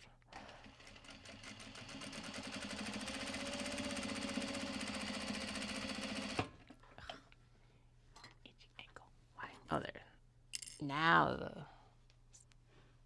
space heater's turned on. There we go. My like ankle got itchy. What the hell? Randomest spot, most random spot ever. Okay. Now we need, I wrote it down because I always know that I second guess myself on this. So we're going to do, okay, let's see. So for leather, we've taken the knitted cable out. Polar Bear Pancakes is out. It's getting finished right now. That was 2. And what was the third one that we're, Koyam Pink isn't getting finished. Cats and Sweaters is brown, or Sweater Cats.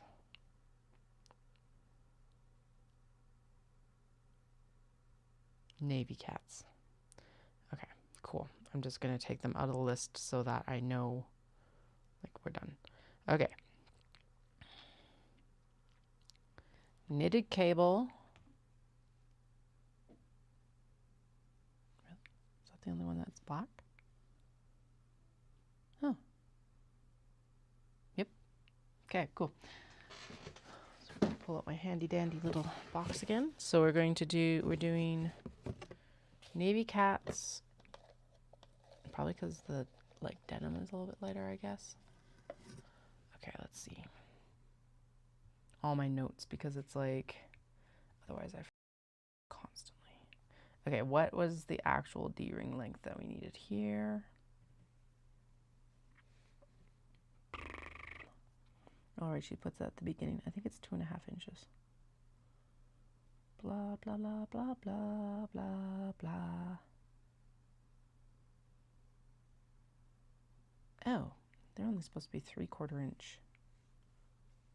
Yeah, it's 2.5 inches, but it's only supposed to be 3/4 inch wide. We've definitely been using inch wide because it's what I have. We'll probably continue. Okay, how long was it though? Fuck me. And not in a fun way. 2.5. Okay, I think these are them anyway, so it doesn't really matter. I don't have a lot of other options in here. So 1, 2, and 3. And then we actually do need 2 black. I don't remember if I count. Oh shoot, you need a welt pocket too. Okay, we're almost done welt pockets. That means I have to take out this scary zipper foot again. Maybe we'll struggle with 1 and just see if I can do it or not. That is too long. That is the right length.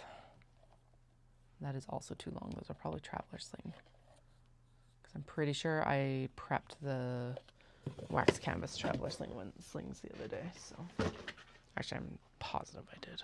Okay, let's do the final welt pocket because I may as well get this one done because everything else on it is done except the welt pocket. That's my justification. I'm sticking to that.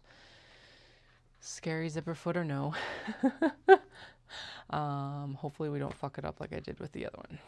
No fucking it up. Please don't. Okay. So.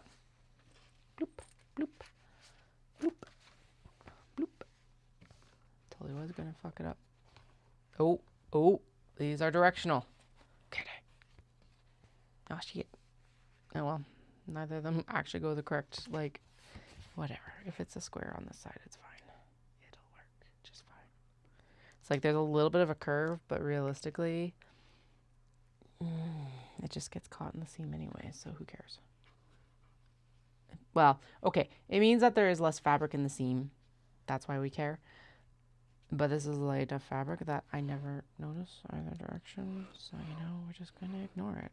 This is the correct side, right? I double checked that before. Yep. Okay, we're good. This is the correct upper, and it is the correct direction, and it's the correct footprint direction, and blah, blah, blah, blah, blah, blah, blah, blah. We're good. Sew it. Let it be so.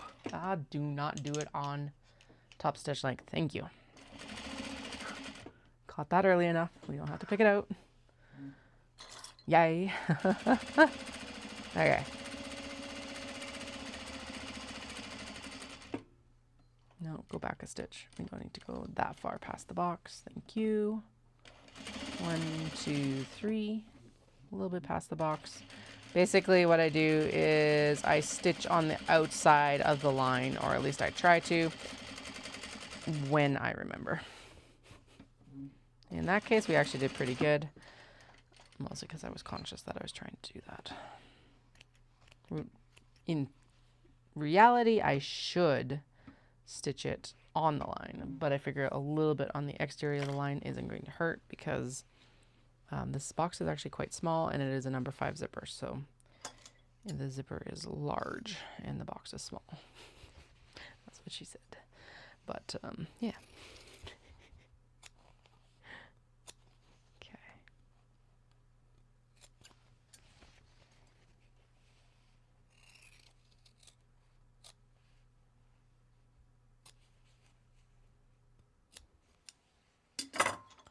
Seam rip the corners. Pop.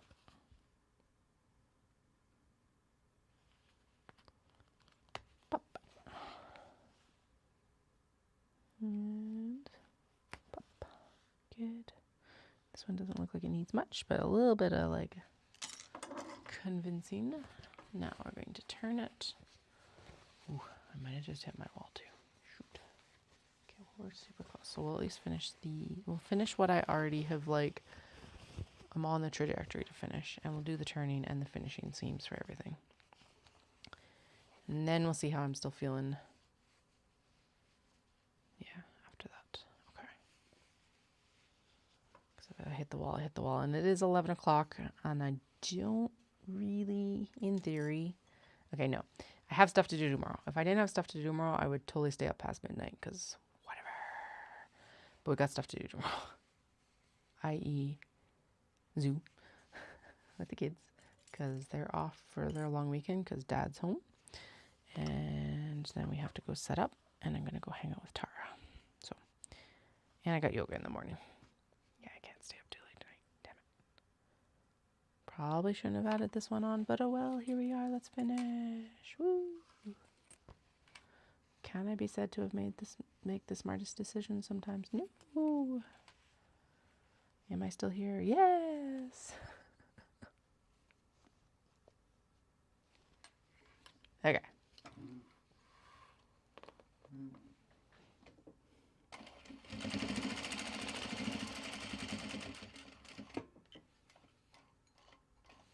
Turn. I'm going to make sure that this is out of the like where it's supposed to be, instead of trying to get into the pocket.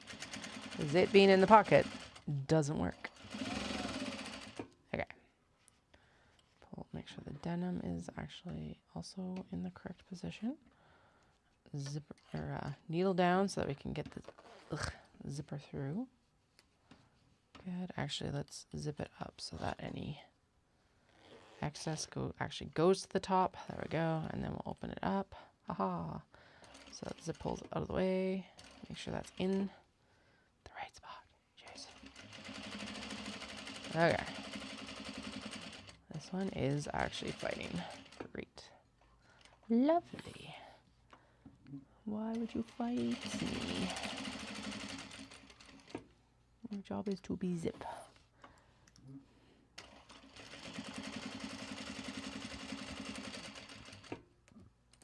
Okay, close it, or needle down, and then close the zipper. Apparently it's just sticky there. Interesting. It shouldn't be, but it is. Okay.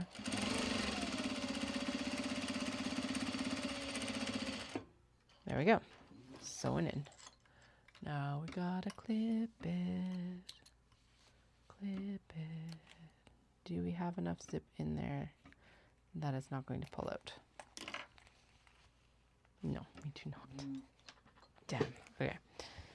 So, where do we need to seam rip? Like right here. I'm just gotta kind of, yeah, because there's no way to catch that zip in the fabric right now. Okay.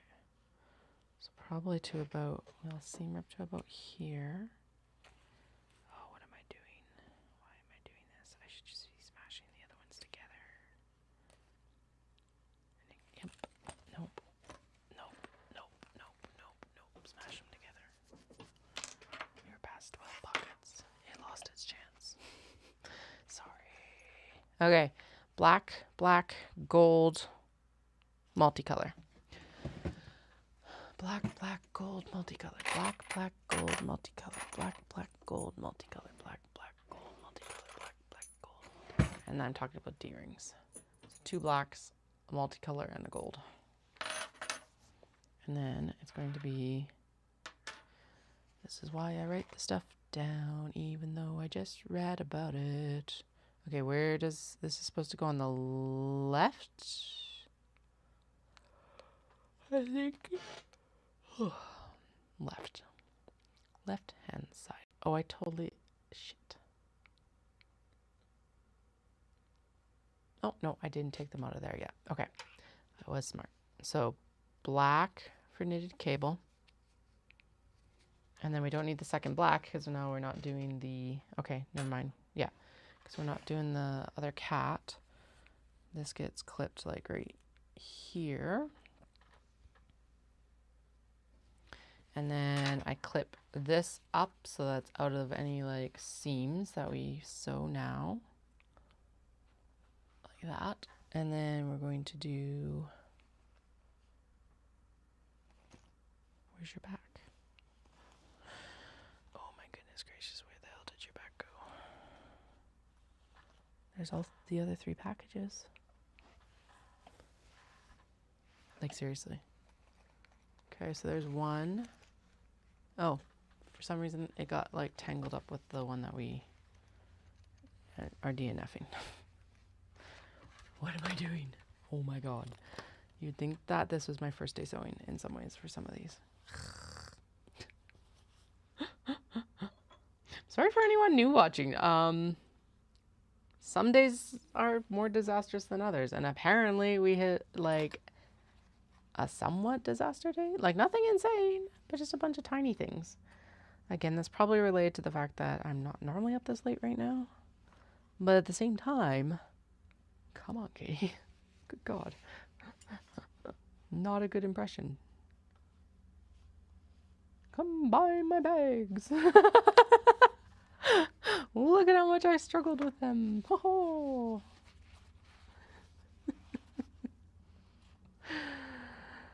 But seriously, come buy my bags. I want to go buy more fabric in Japan. Oh, God. I do adore this fabric. Like, look at them. They're all lined up and adorable. Cats. So Nekozuki, for anyone who doesn't know, is cat lover in Japanese. I was an exchange student there during university. And then I started making project bags post-university on a Domestic Brother CE8080. I still have it as a backup machine. That beastie got me through the first couple of years of my business. About the same time, I was looking for cute cat fabrics, and like they were few and far between in North America at any decent cost to myself. That was not wholesale because I'm not working in 15-meter quantities. I will get bored, you will get bored, and then nothing will sell. And I just I didn't have the demand for a quantity like that anyway.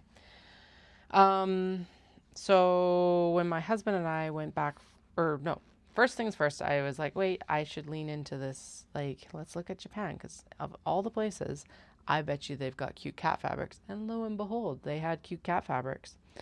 I started importing through an Etsy seller. And then when my husband and I went for his first trip together in 2016, I was like, let's look at the price of this. Like fabrics in Japan. Because of course I understood that I was paying a middleman fee, which they 100% deserve. They're going out and they are sourcing the materials. So I have zero qualms about paying it. But between that and the shipping, it was like, okay, let's see what the actual cost would be to for me to buy fabrics in Japan. And lo and behold, it is cheaper for me to go buy fabrics in Japan, which when you think about it is actually bonkers. And also really fucking cool. So now I go and buy all my fabrics in Japan. At least for my exterior fabrics, I buy my wax canvas in Canada. I actually don't know where it's manufactured. I buy it from a Calgary supplier. I buy a lot of my accessories from Canadian suppliers. Yeah, a lot of my lining materials are American, simply because we don't have the manufacturing capabilities for that in Canada. at least that I've found. If anyone knows of a Canadian manufacturer of like quilting broadcloth, please drop it below. I would love to know.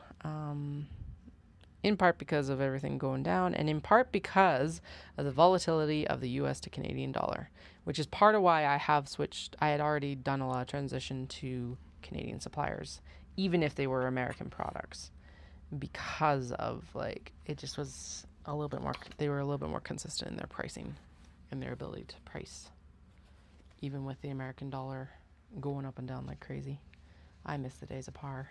I miss so many like opportunities with par because I was just that like a little bit too young. But my God, do I miss the days of par. Just even for books. That's actually the biggest thing is books, and books. Maybe some more books.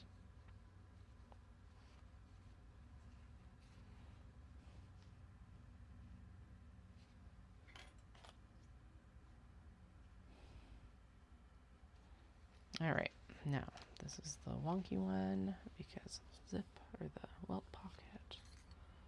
Okay, what are we doing after this? We are smashing together that bungee bag, and then we're doing all of the turning so that we can do the finishing seams on the small box bags and everything else that is now going to be finished, because these will be finished tonight. Like that's just what's happening right now. So we'll get them done. And then anything, yeah. Okay. Smash together, finishing seams. Or smash together, turn, finish. Smash together, turn, finish. That is the sequence of events. Now, these do get crossbody straps. I do not sew the crossbody straps in right now because I have been finding that I can't orient the hardware correctly. Because I do not sew it when like the strap in right now, because I find I end up just fighting the 3D-ness of the bag too much. So we start and finish at the top where the strap is going to go, and then I go back in and add the strap in, basically is what I do. And then at the end of the day, we or at the very end, I come in and do what I need to do. Add the hardware. So the last couple steps for these bags is snaps on those leather straps that we have sewn in, and then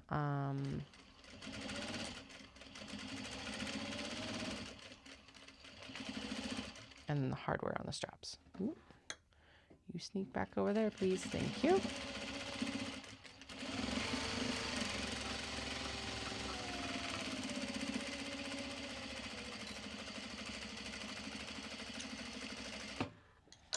All right, that should be good.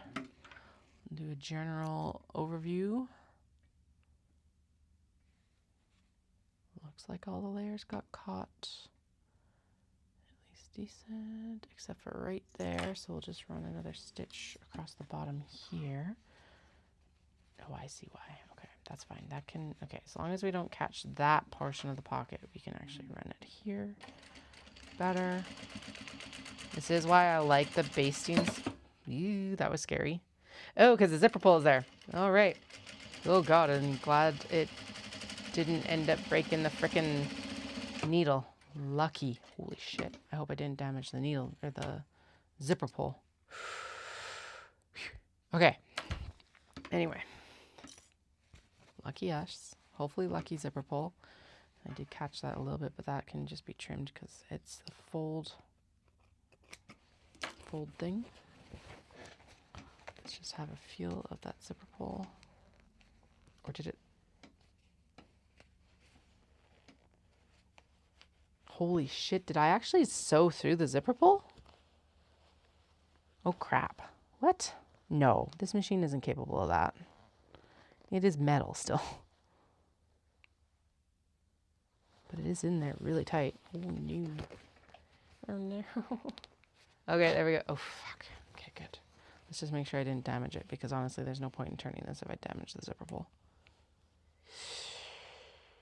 Oh, I sheared it. I can't sell that because that's dangerous. The metal's like really sharp. Fuck. Okay. We'll go back in and I'll open it so that I can just put a new zipper pull on. That is not a today task. Right. I don't know why that zipper is so close to that edge. But, all right. Just, ooh, and there's another, speaking of zipper pulls, there's another one right there. Anyway.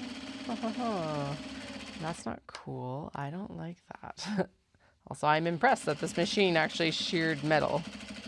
To be honest, that is terrifying. Yeah. No wonder people tell stories about how the industrial like sewed through to the bone of their finger. I believed those stories before this. But it is one thing to see something like that and another, or to read something like that, and another thing to witness it for sure. Yeah. A little bit disturbed right now. I say as I go practically full speed ahead. All right. That one did not get its zipper pull caught in the freaking needle. Yay. I don't know how the needle's okay either, but all right. I'll take it. If I don't have to change the needle right now. Amazing.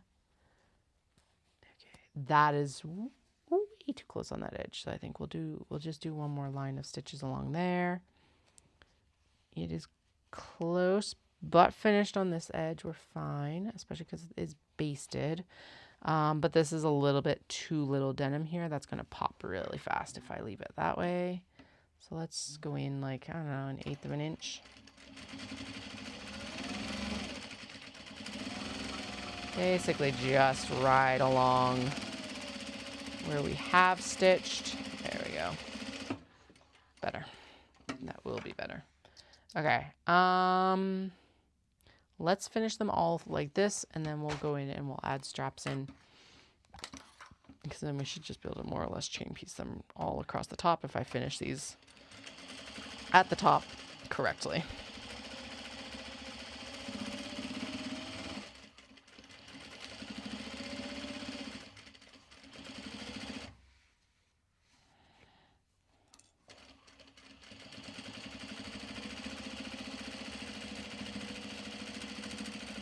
Turn the corner, turn the corner. Turn both of the corners. Okay, we're good. We're within the stitched line of the front at least. Just going to kind of... Oh, God. That zip is also really close. Oh, well. We did not catch it this time. Yay, us. Get that clip out of the way. Please don't have run out of bobbin thread. You really sound like you have. No, we're still good so far. Okay. I'll take it. What was that pop now? Jesus. Rimini. Popped going over the zipper. Probably just must have hit the coils wrong or something. I think that's wide enough to put a, oh yeah, we can totally shove a strap through there. Yay! Mostly good. We do need a little bit of TLC right here on that curve. I see why. Again, I was trying to avoid the whole debacle of the zipper. But do you know what we can do? This zipper's not even open. Okay. We will stitch it from the front to the back here. Just, I want it to not show the basting stitch. There we go. That's what we're trying to avoid there. Clip.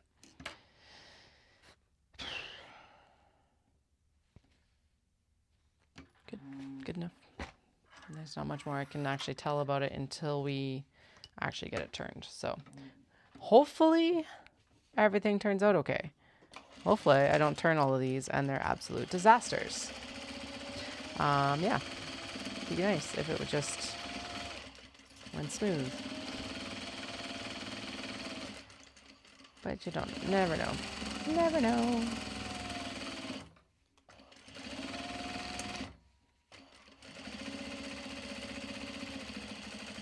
Yeah, what was up with the majority of these pockets being so big on this one? That's weird.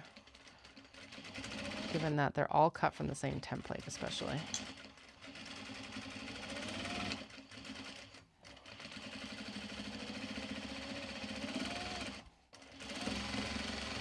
Alright, I want to be on the inside of that basting stitch, please. Thank you.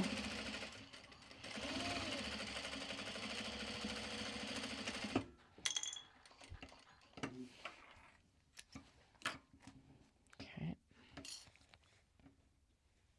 Good.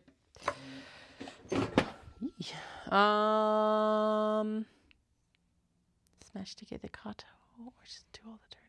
Smash together the Kato, because I literally have the clips here. I have the bag here.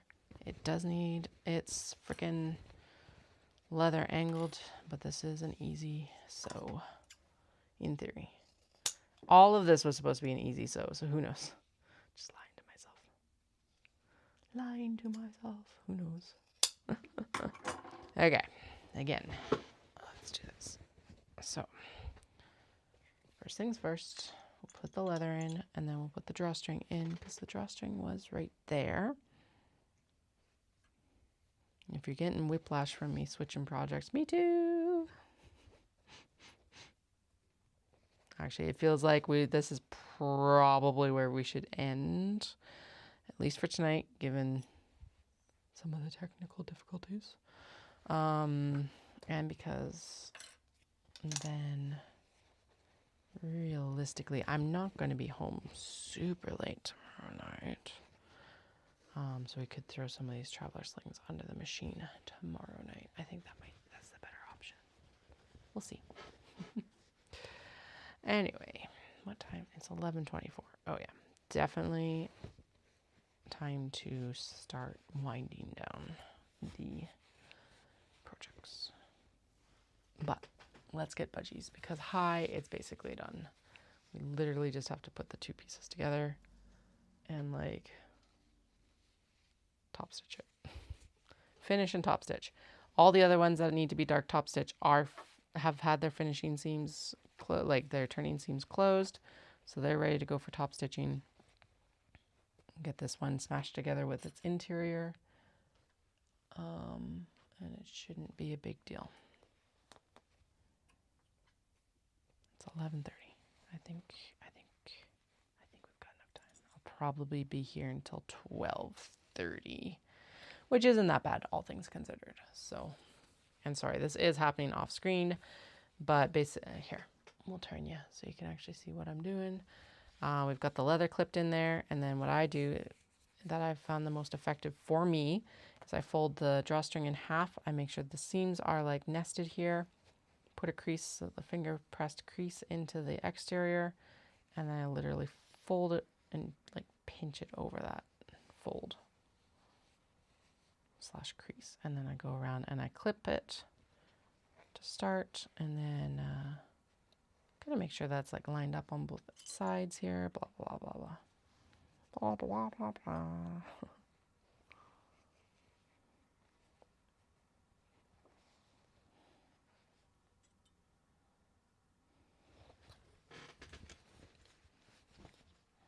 And then make sure it's more or less like flat, like we don't have any big gaps between the exterior and the drawstring. And that one in the back could use a little bit of like tweaking here, just kind of pull it, just to even it up, and actually even it up height-wise will be even better. Sweet, there we go. All right, now, and then there we go, even better. Now we're gonna scrunch up the exterior, stuff it in the interior, and then we're going to clip it all together, and then we're going to sew it. We're going to clip this wedge here because that's the turning opening. The pattern does call for the turning opening to be on the bottom of the interior fabric. However, because we're wedging it, I just leave one of the wedges open because the consistency of my fabric and like interface and everything like that allows me to actually just turn it through that. So Is it always perfect? No. Does it work? Yes, actually. Surprisingly well. Okay. Just kind of even everything up here. Yeah. Good. Good. Good. Clip. Clip. Clip.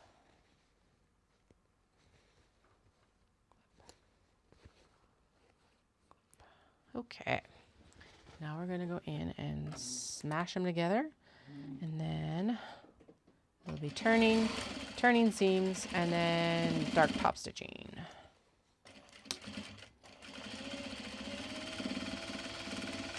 A little bit extra TLC right on the corner and the drawstring edge, because that is 2 high stress points right back to back.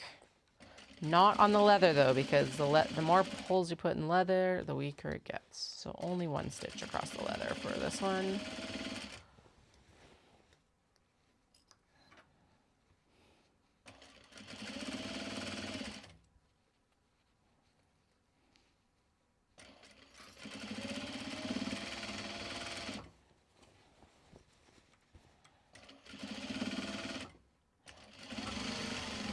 I ran out of bobbin thread. God damn, where did it run out? Right there. Okay, so not, it wasn't going for like 3/4 of the bag without thread. Thank goodness. Can you imagine? I have done it. It has been done before. It will be done again, I am sure. But the times we do catch it, yay! Thank goodness. Oh, okay, where's your actual end? Cat walked through it again, so it's like must have gotten pulled from both directions. Okay, you're out of there, so you're not going to get tangled in my machine. Trim you here, because otherwise we're going to end up with issues. Back under with ye. Good. Good. Ho ho ho. Ho ho ho. Yeah. Okay.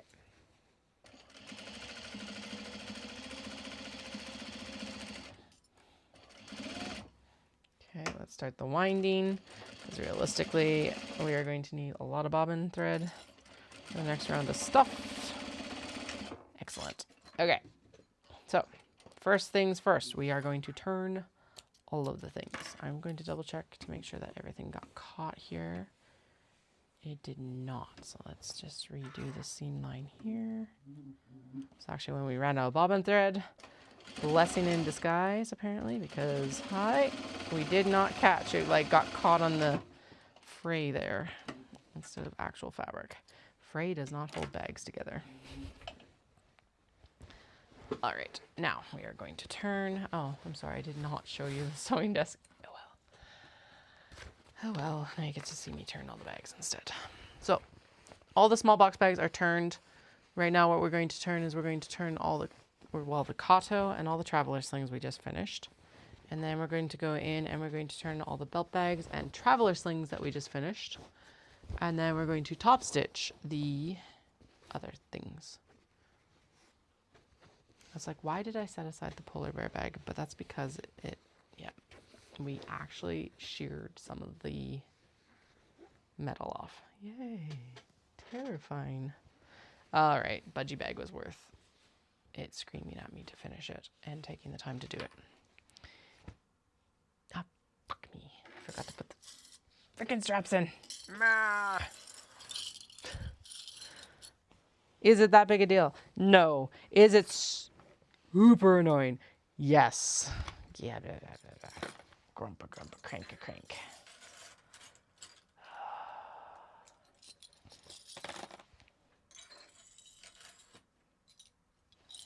Okay.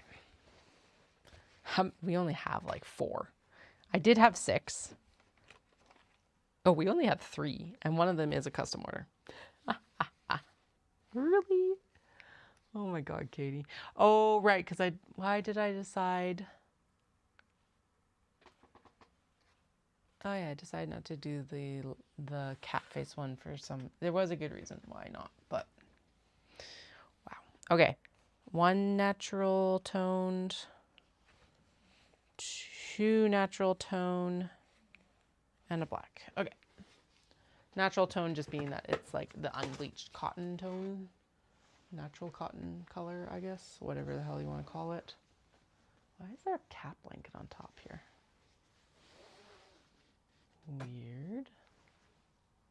Why is there a cat blanket there? That shouldn't be up there. And why is it on top of my... Oh, right. Dallas was moving chairs around down here. That's why. Okay. I'm like, there shouldn't be... Like, the cat bed shouldn't be up there, but it must have been on the chair he brought upstairs. He's turning and testing stuff out. So. Okay. Anyway. Neither here nor there. Just extremely confusing. So, should probably... That's probably what Flynn is looking for, actually, is the blanket, because it is technically his cat blanket. Whoops. Oh well. He's comfy on the desk right now. All right. So because these should be able to straight stitch, what I'm going to do is I am just going to straight stitch it straight across here, and then we're going to actually lift it, and I am going to trim it so that's not connected, and we're going to do another stitch right here. And then we're going to chain piece the next one in, which is the navy cats. This is some of the last, like, we are down to like last cuts on so many of these fabrics. It's not even funny right now.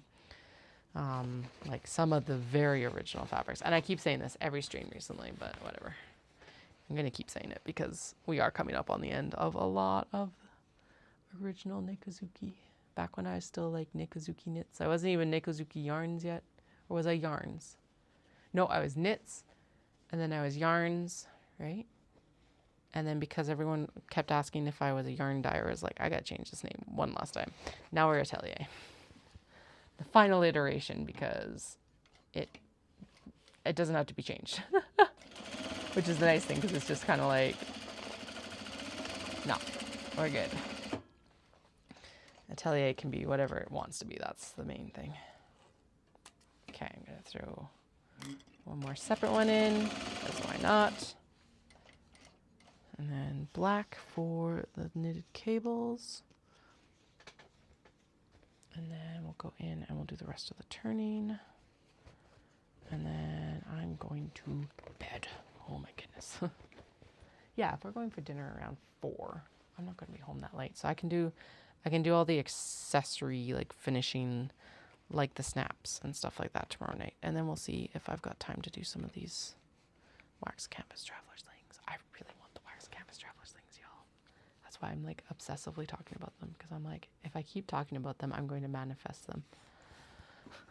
Tonight is not the night, because I feel like my sewing time is a little bit cursed right now.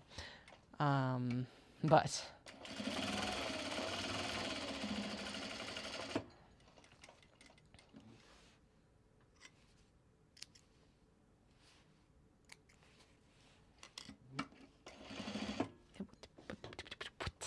what is going on?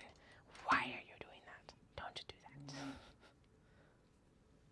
I guess that's a good point that I should probably do the strap. No, because we'll come back to the white. It's fine. I'm like, I should do the straps now too, because I still got the white thread in. But no, we'll probably come back to white. I think. Not really. Actually, I probably won't, because the traveler slings are so dark. We're going to sew the whole thing in black. Okay, so we will also do the straps for these tonight then too. Damn it. I really just wanted to turn and do finishing seams and be done. Do you know what? That is what we're going to do. We're going to turn, do finishing seams, and be done. So tomorrow night we'll do the black top stitching, and we'll do the other stuff. But right now I'm like, I am hitting my limit for mental and not being like super cranky tomorrow. But I do also want to get I at least want to get them all turned and finished, because especially with the small box bags, they're done then. Once they get their turn seams, like they're on finishing seams. That's all they're waiting for right now. Okay. Oh, it looks so good still. God damn, these bags come out so well. All right, so just like that, there is. Oh, and it even lined up over the seam. Okay, good. I didn't mess that up. Good. And then the snap should be like almost right in the middle there, which as close as we're going to get basically. Yeah, and it's like lined up. It's all lined up right here. Fucking amazing. Yay. Okay, I'm going to push these like corners up here out a little bit better. But then now it's just ready to get turned, and then we'll need to do snaps tomorrow. That's fine. Snaps and straps. Snaps and straps. Because the straps don't have their hardware on them yet. Because I am apparently like strap challenged with the direction of its hardware right now. Actually, I think there's a belt bag we have to redo because of that. Or a strap we have to redo on one of the traveler slings or something. Because I messed up the... Oh yeah, on the very first one. So I'll just trim the hardware out and then we'll redo the sewing of it. But again, that'll be tomorrow when I'm not so like... I'm slowing down right now, and I literally can feel the slowdown happening right now. Which is wild. Okay. Don't come at me. I do not know why these like zippers got so close to the edge, but all right. And my goodness, it's, oh, look at it. It's precious. Sorry, the camera's like in a different orientation than I'm used to. It's like, usually I have it this way. So crossways to the sewing desk, but today I've got it like parallel to the sewing desk. Yeah, so usually it's perpendicular to the sewing desk. Right now it's parallel to the sewing desk, and it's messing me up, guys.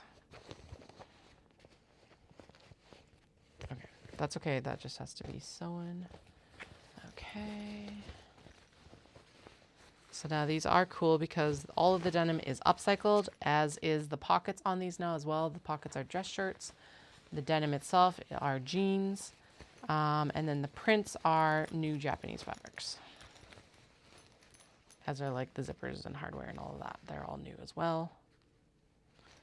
But I figure, hey, upcycle what we can because, hey, why not? I'd had like jean legs from another creator in Calgary for the longest time. And I was like, I'm going to do like a certain project with them. And then that never came to fruition. And then this pattern came out and I'm like, that's it right there. If it fits on jean legs, that is the project for jean legs. And lo and behold, it did, obviously. So very generously, the majority of my jeans have been donated by the local community or other creators, or like a friend's mom and stuff like that. So I'm using a lot of things that couldn't necessarily go to the thrift store. I have thrifted some jeans, but they're really heavy and like, or expensive, both. So that's part of it as well. All right, these are the belt bags. So let's get them turned as well. I really hope I left myself enough of a turning, like birthing channel, turning hole, birthing channel. I'm going to turn the sewing machine off so that if I move my foot and step on the pedal accidentally, I don't like start the machine. Yeah, oh my God, it looks good. Fuck yeah. Yes. I love it. It looks so good. So this is, I was going to make myself a mini traveler sling, but I realized that my, thankfully I realize now, before I actually committed to the traveler sling, that my sunglasses case is 3D, and so we're actually going to make myself a belt bag, because I'm like, that will definitely hold my glasses case, and then it'll be like a cute little crossbody. I'm not going to use it as an actual belt bag or fanny pack. I am going to use it as a crossbody bag. Okay, stop walking through the thread. Just go around the back. You will fit. Stop going around through the thread. Dude. Okay, next. The interior, so the denim again on this is upcycled, and then the interior on these two are dress shirts as well. Not all of them are. Some of them are like, this is actually a decent scrappy project, depending on the size, what you consider the size of a scrap. The largest pieces being the back piece. the back and the front piece, I guess. But like realistically, it's not that much fabric. Thank you for not destroying my thread again. But yeah, it's like these ones are dress shirts, and that's probably what I will do in future as well, because it'll work really well with the backs and some of the fronts. Depends on the size of the bag, or the size of the shirt, obviously. Seems like the pockets work, for the mini at least, work from any size dress shirt, but the backs obviously are a little bit more impacted by the size of the shirting size. Oh, like, you can't get much better. Like, look at it. I don't know. I think that actually the cotton looks even better. Well, no, that's a lie. We're getting to some of the Obi ones, and my fucking god, is the red one is my favorite. Actually, let's turn the last cotton one, because then we're done all the cotton ones, and then we'll get into the like upcycled Obi ones, because guys, there's some good ones. This is actually what I did start using these for the Obi, because it was a horizontal pattern that actually fits across an Obi very well. Like, I think there's very minimal waste on the small size. The one thing I do need to do on the next round is I want to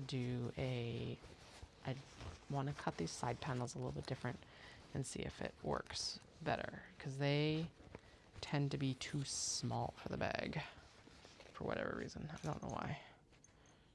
Okay. I do tend to take my seam ripper. If these corners are really persnickety, I'll take my seam ripper in and very gently lift that corner up. The awl also works for that sort of thing. I find it just helps fine tune these like corners a little bit, because they're really hard to finger push out or even push out with like a pushing tool. I could technically take my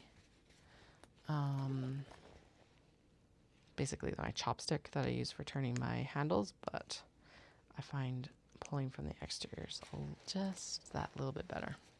I don't know. Personal opinion. Do what works best for you.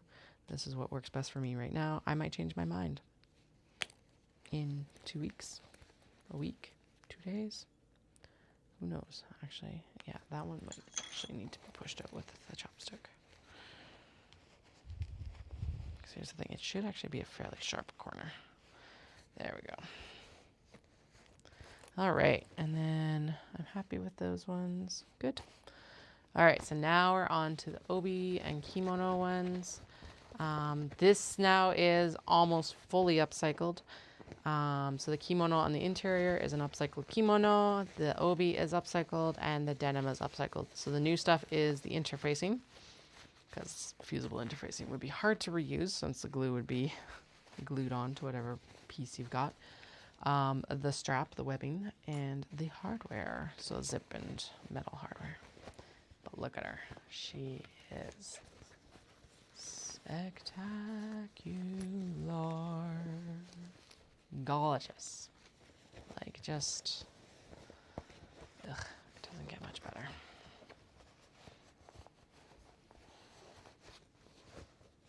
Okay, and that just, like, turned out super nice. Looks like I could probably poke out a little bit, poke and pull a little bit more, but like nothing insane right now. There we go. There she is, guys. The fan.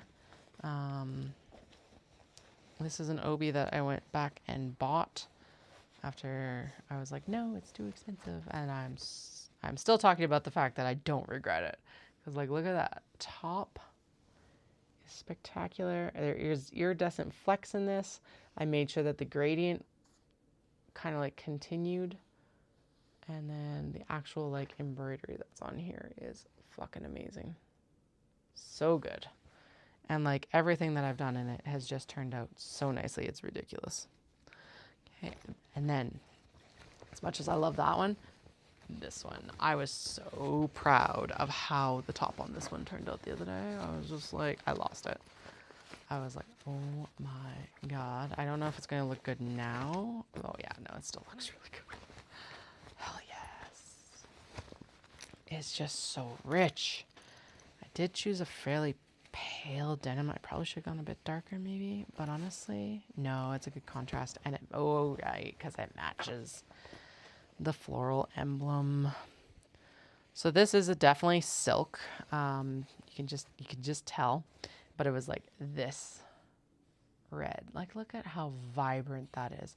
It is also really cool because it's actually kind of two-toned, or like, I think it's called double shot silk, which means that you can see it's woven with blue and red, and you can see some of the blue pop through as well. It's so good. So good. So, take it. Okay. Just pull these corners out as I mentioned. Basically try to like hook the seam a little bit, and that helps. Yeah, there we go. Let's see if I can do that with this one. Might not be able to, but we'll see.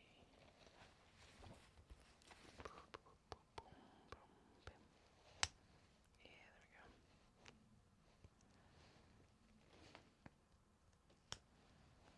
there we go. There. All right, so there she is. Oh, so good. And I'll just, once it's finished as well, it's going to like 3D pop properly too. Okay, so there's all of them. I'm like, oh, that's not that many like closing seams, but then I remember there's a whole bag of small box bags behind me. We cannot forget. Okay, these ones can be a bit much, so let's rings off so that we don't like catch anything inside the bag. Okay, yeah, just, there's a lot of embroidery on the front, so let's start with, actually, I wonder if I can snag the, no, that's too far down. Ooh. My body just had like a very visceral, like almost claustrophobic reaction to that. I don't know why. It's not like my hand's like stuck or anything. Okay, I bet you if I actually fold it out into the interior pocket, it'll be easier to turn it out to the exterior. So let's start there. Thankfully, on these ones, I did leave myself a very generous turning opening because I know that they're cranky, or can be at least. Okay. There's a good start. So that is the pocket, the big back pocket now. Okay. And then in theory, it should be easier, maybe, to turn it right side out. Okay. And then we'll have to turn it back the other direction because we'll have to do that closing seam. But let's turn it right side out completely, because then we can do assessment to see if we need to do any other work. Make sure all the seams are finished, etc. Like that right there, which is not finished. Okay. Is there anything else? Yes, the bottom. God damn. Okay. Now the question is, do I go in and fix it tonight before we do anything else, or do we ignore it and it goes into timeout? Those are always the key questions. Yeah, it's not caught at all. Okay. She's still gorgeous though. She's going to be spectacular when she's properly done. Okay, let's just kind of continue to press that corner out. Okay, the corner's good. It's literally right across this bottom here that needs to be finished. You can see the gap there. None of the layers got caught, so there's actually a hole. Hi, there's a finger. Disappointing. Okay, and then let's press that corner out. Okay, we are good everywhere else. So the bottom, and then there's this seam right at the very top here, which is also, we've caught one layer for sure, but not the other two. And then there's just a lot of bulk, but she is very pretty. That is an extremely bright overexposure. There we go. She's very pretty. And then the back of it is a portion of the obi. That's like, it's basically like this crackle orange. It's really cool. Okay, now Do we fix her tonight? Or do I put her aside and fix her later? Oh boy. I think I'm tired, and I think that we need to actually stop and like do the finishing seams of the bags that are like done. So this one is not it quite yet because it's not finished at the top there. Now, if I come back tomorrow and I'm like, well, let's fix it, we'll do it, right? So that's my promise to all of us. Okay, let's go with this one. So it did work because this one is okay. This better not need more work after we turn it, because my God, is it stiff. It's got so much embroidery on the front, at least, and I think and the back, actually the back is a full embroidered piece as well. Okay, this is all I need to turn though, right? Yeah. Okay, there's only this one, there's one more down there, and then we'll start with the small box bags for turning seam finishing, because like I know for sure they're ready. At least 95% sure. Okay, there we go. These also still do need tags on them too. If I'm making a bunch of weird faces, I'm not sorry. This is like super tough. Oh God. I was looking at this obi actually to be like, oh, I want to make something out of this. And then I was digging through my whip bin. And I was like, oh, I've already got something like rolling on it. Excellent. I'm glad I didn't cut anything from it, to be honest, because I would have like gone in the bin and been like, oh, I already have something here. Damn it. Oh, okay. Hello, beauty. You just like turned, like it just popped perfectly. I do need to cut down a little bit on the fray. It is sewn, but it is like, because there's so much embroidery, even with the interfacing, some of it still like pops through. So we got some threads to trim down, but hello, gorgeous. You behaved beautifully all around. Yeah. Okay, we have a little bit right here. So yeah, again, we're not going to do any touch-ups right now. We will, that is something we'll tackle tomorrow. Then we'll tackle the touch-ups on the Obi Travelers, because like, look at it. Again, that's like, it's getting overexposed. But yeah, so the zipper will close and that floral pattern will be complete again, like that. And then this is the back of it, along with the purple up at the top. There is no purple on the front, only on the back. But like, she looks really good. This is just fray. It's like I said, again, it's being caught. It's just, this needs to be trimmed down. That does make it look better. Good. Okay, so the only portion that got missed was like right around, oh yeah, that would have been cranky in there. Easy enough to fix. That's in part, I think, because that's the side that is going to get caught actually when we finish. Now, is the turning seam over top of that? Yes, actually it is. Oh, okay. So, you know what? It's not even that big a deal to fix that. So no, we will throw this underneath and get it done tonight. As long as I can get this turned back out this way easily-ish. Man, I do need to start going to the gym because I need more hand strength and wrist work, apparently. Was it grip strength? Grip strength. It ended up being grip strength. Okay, so it's like missing. I missed the little tabby. Oh yeah, right there. So let's throw a clip there so that I know to do. So, that broke the clip and hurt my finger. Okay, actually, you know what? Let's not clip it. Let's turn the sewing machine on. We are going to baste it down right now. And then that is actually going to get picked up by the finishing seam so it fully gets finished. I know you're cranky. You can do it though. Yay! We've done it. Okay.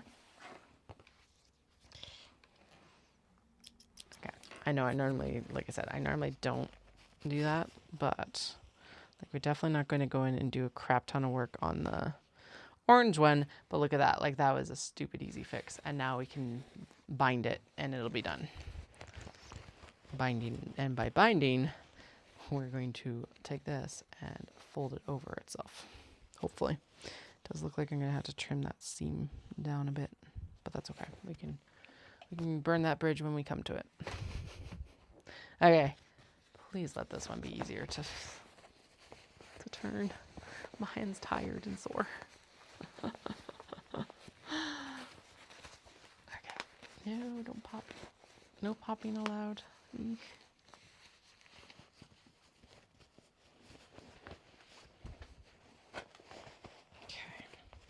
I don't want to like do a lot of work turning it, so we're just going to like go straight into turning it to the exterior. In part because we're just going to have to turn it back to that pocket to get it finished. Oh my goodness gracious. Holy fuck, it's gorgeous. So the other piece of this obi that has this drum motif is actually going into what's going to end up being a Dundurn and Aberdeen hack up from, they're both designs from Hammer Stitch Designs. I swore up and down that the Aberdeen was the same size as the Dundurn. Turns out it's not. I like the size of the Dundurn, but I like some of the features of the Aberdeen better. So I'm going to mash up the two patterns to make myself happy. Yeah. Basically, I'm going to take the zipper from the Aberdeen and put it into the Dundurn, the way that's installed in the Aberdeen. And then I'm also going to take the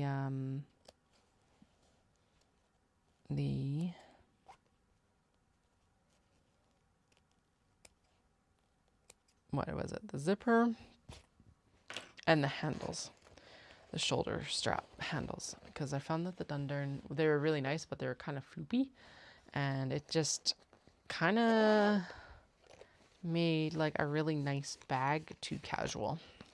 Anyway, there we go. So this is actually, it's fine. Everything got caught. We're good. Of course, out of the 3, only 2 are probably going to make it. But hey, 2's better. What is it? 2's better than 2 out of 3 ain't bad. That's what it is. I'm like, what is the song? 2 out of 3 ain't bad. It's a terrible song, but it's a good saying.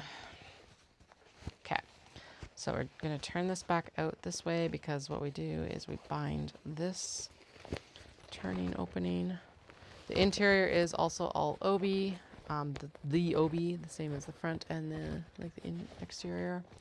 Just cut from the more like plain portions. We'll trim this down, and then literally what ends up happening here is I go in and it's supposed to be a piece of binding. I hate binding though, so we're going to go in and we're just going to fold the obi over itself. Okay, everything is turned. A bunch of stuff needs finishing seams, so that's what we're going to go in and do now. The traveler slings are going to be the last thing, mostly because they're kind of a lot to get finished sometimes. We are not touching any of the straps tonight. That will be something else that we will do tomorrow in the finishing section, because I'm going to bank on the fact that I'm not going to be that late tomorrow, and it is midnight, and I said that I was going to work till midnight, and we're definitely going to blow past that. However, finishing seams must be done, so I have a feeling tomorrow we'll do finishing seams, and then we'll do the white straps that I said that we should probably do before I swap the threads. And then we'll do all of the black thread work that we need to do, including straps and the other things. The top stitching for the Kato, that'll be a tomorrow job as well. At this point, because guys, I'm toast. I really did hit my wall. I did time my coffee well, but it also means I did time it well that I'm not going to be up until 3 freaking a.m. I drank a coffee last week, and I ended up till like 2 a.m. and I'm like, oh, this is not what I wanted. drank it around the same time too, so it was weird. Look at it. I also adore this kimono. This is one of the my favorite ones that I got when I was there. I can't take full credit for using the kimono in the bag. There was a woman at I was at Kita no Tenmangu, which is one of the temple markets. And that's where I pick up all my kimono and obi typically. There's a couple secondhand shops that I'll go to, but typically it's the temple market. And she had kimono bags, and I looked inside, and they were lined in kimono. Obi bags, upcycled obi bags, lined with kimono, and I was like, oh, this is brilliant. I didn't end up bringing home enough kimono, although actually we're still working through what I brought home, so I guess in some ways it's enough. But that is like definitely one of the balance points for this next trip is like, okay, how much new cotton linen and how much stuff to upcycle do I bring back? Because here's the thing, the bread and butter of the business is still the project bags.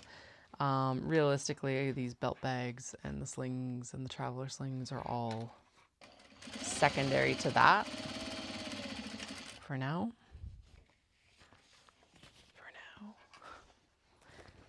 I don't know.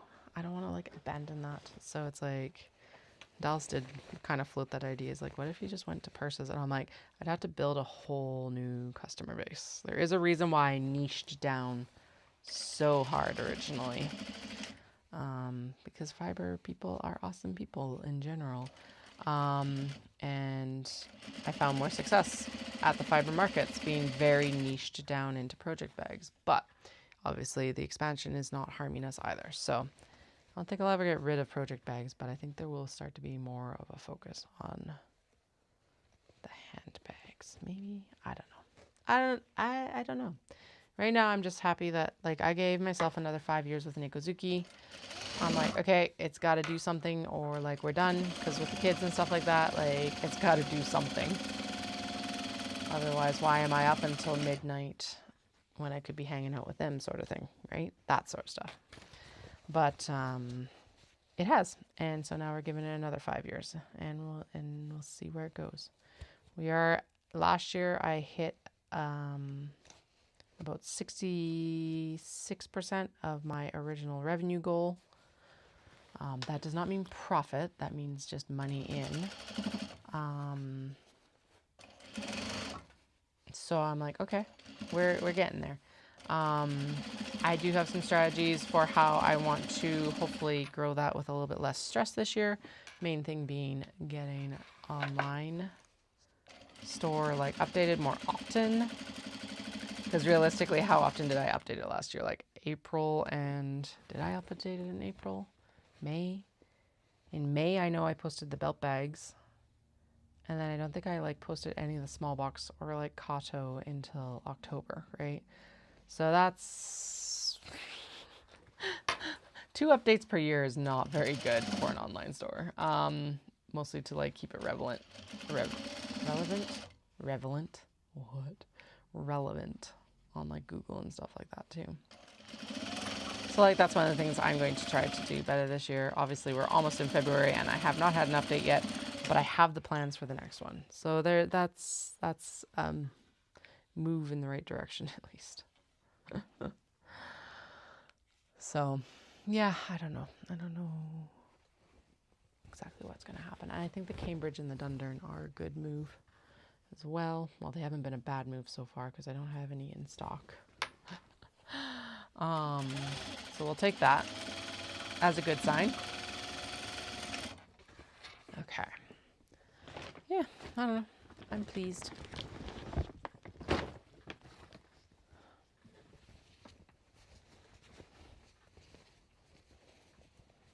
Alrighty, we have 26 small box bags, and then it is bedtime. Because my God, I'm tired. Can we do it before 12:30? What time is it now? 12:07. Probably 12:35, 12:40. Which, okay, I'll take. I'll sleep until like 7, which is not enough time, but it's better than nothing. All right, so we've got, if you're in the Calgary area, I will be at the Ancient Arts Yarns pop-up event on Saturday. 10 till 4 at their studio, 607 Manitou Road, Southeast, Calgary. It's on the Blackfoot. It's actually like kitty corner to Shaw GMC, just off Blackfoot Trail. That's the like tagline when Blackfoot or Shaw used to sponsor chuck wagons. I don't know if they have recently. But anyway, it's on the Blackfoot.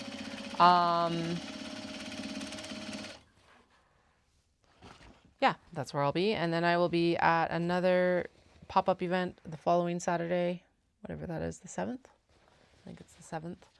And that will be the crochet retreat. I will put the details in the ticker tape this week after this event.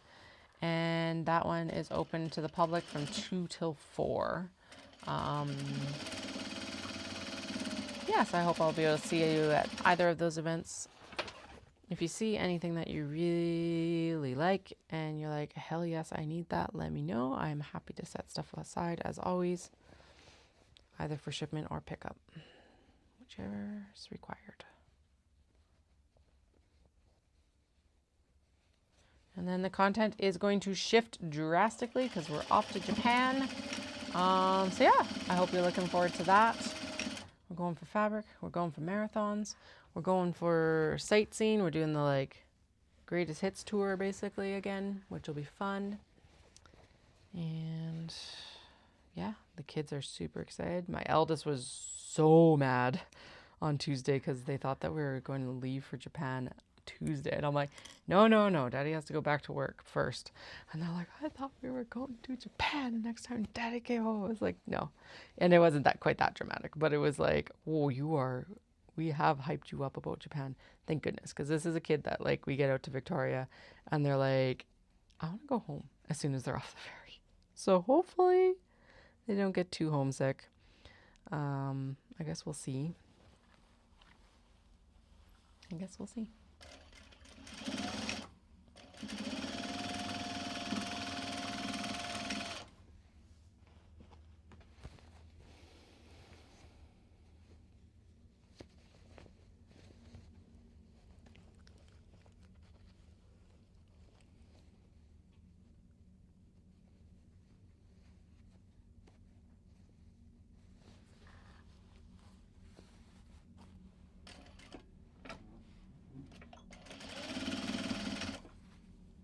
No, don't sew the handle, Katie.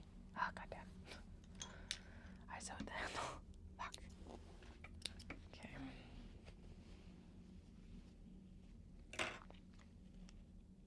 And of course, it's right where I backstitched as well.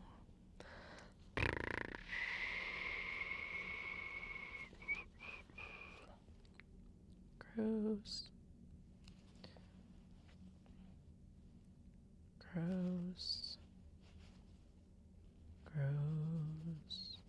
Please seam rip nicely. Good. Let me just massage those out. Good. Good as new. Okay.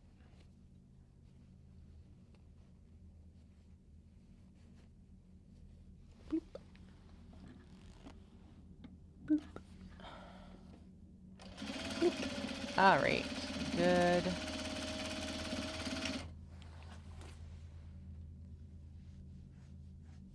Oh, amazing. It's so cool. I adore it. Obviously, I've built my whole career around it, so I better like it, right? Oh, God.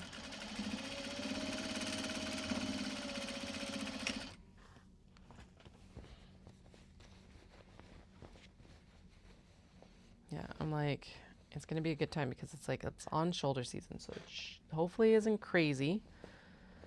We'll be able to see plum blossoms because it's February, which is super awesome, actually, because I was like, oh, it's just going to kind of be gray and gross potentially. But no, plum blossoms will be in bloom, which is really nice.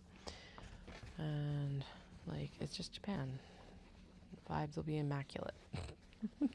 And we have a direct flight from Calgary, so that's really nice as well. We used to have a direct flight with Air Canada, but then they canceled it at the end of... For some reason, I think they canceled it at the end of like 2019, which is wild because that plane was always very busy. Maybe they had more demand. So basically it was, what was it? It was a non-stop from Calgary, but it was one of those ones where it's like, it's direct from Toronto, but not non-stop because they stopped in Calgary. So literally it'd go Calgary, Toronto, Calgary, Toronto. Oh my God. It's definitely bedtime. Toronto, Calgary, Calgary, Tokyo. So like direct from Toronto with a stopover in Calgary. So if they were going to Tokyo, they wouldn't get off the plane sort of thing. And then direct from Calgary to Tokyo. So I wonder if they had ended up with enough demand from Tokyo, or from Toronto, because the Toronto flight is still going. Because I've seen it, I don't think I've seen it land, but I've seen the Air Canada like return flight and when I've been at Navita. So that could be it actually, because otherwise I don't know why you would cancel it because it was always a very busy flight. Anyway, WestJet has it. I am a little bit concerned about the WestJet flight, so we'll see how it goes. As much as people in Canada complain about Air Canada, there's a few things about WestJet right now that I'm like, I don't know about you yet. At least for international. They've been decent for us for domestic. Or like domestic or like North American, I guess would be the best description. Continental flights. There we go. Non-transoceanic flights. So there's a bunch of things afoot right now that this direct flight will be deciding a lot of things for us, like how we approach our like airline collection points and stuff like that in future and all of that good stuff. That tab is not fully sewn in, so it's going into timeout and will be fixed later because that is actually a fairly major one to do. Damn it. Okay. And you are unplugged, right? I just realized the mini is off, but it's like, is it unplugged as well? Yes. I don't think there's any way for it to accidentally get turned on, but you never know.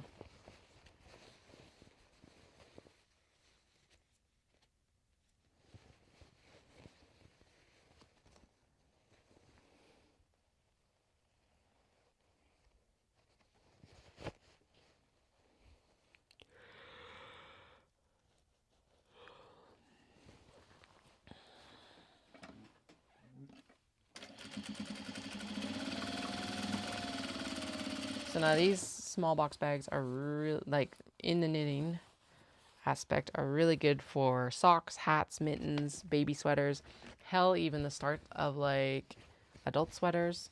They're also good for like packing cubes for said travels. Medicine, like for medicine, socks, underwear, small items basically. They don't have any padding in them or anything like that, but they are interfaced so that they'll help maintain their shape a little bit. Just gives them a little bit extra heft and helps them keep their like 3D shape better when you actually like pop the corners out and stuff like that. They can, but at the same time, obviously you can see they can squish down quite well even with the interfacing, so they're not stiff either. They just have some body.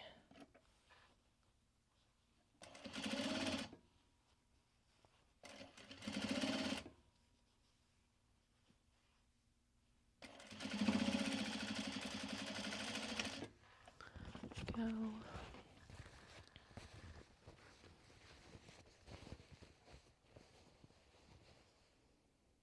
And literally as soon as these are like sewn, they're just going, the small box bags are just going back into that bag right there, because that's how they'll get transported to Ancient Arts, and we will trim them up tomorrow. I think that's the best way of doing it. What is that? Oh, that's where a pair of the snips went. That actually makes sense. So I was like, oh, I'll throw a pair of snips in so I don't have to worry about it. And then I looked and I'm like, there's something weirdly, like weird shine down there. What is it? Oh, it's a pair of snips. Lo and behold, exactly the tool I need.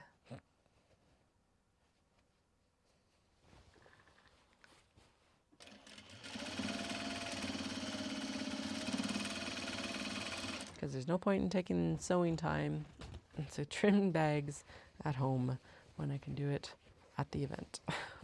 Well, no, during setup. they'll also be there too. So the setup's going to take like very little time compared to what it takes just me. Although this is like a table and a bit setup, so that's usually a couple hours. It'll still be faster with 2 people. Just even from the like hauling in of the things aspect. So, all right, we're almost done here, actually. Pretty good. I just realized I haven't checked any more of the pull tabs after seeing that one. So hopefully we're going on vibes that everything's okay. Oh yeah, okay, good. The other not quite party animals is like all good to go. So it's a bunch of like little critters all around. It's cotton linen blend. That's why the coloring is a little bit like dusty because it's unbleached.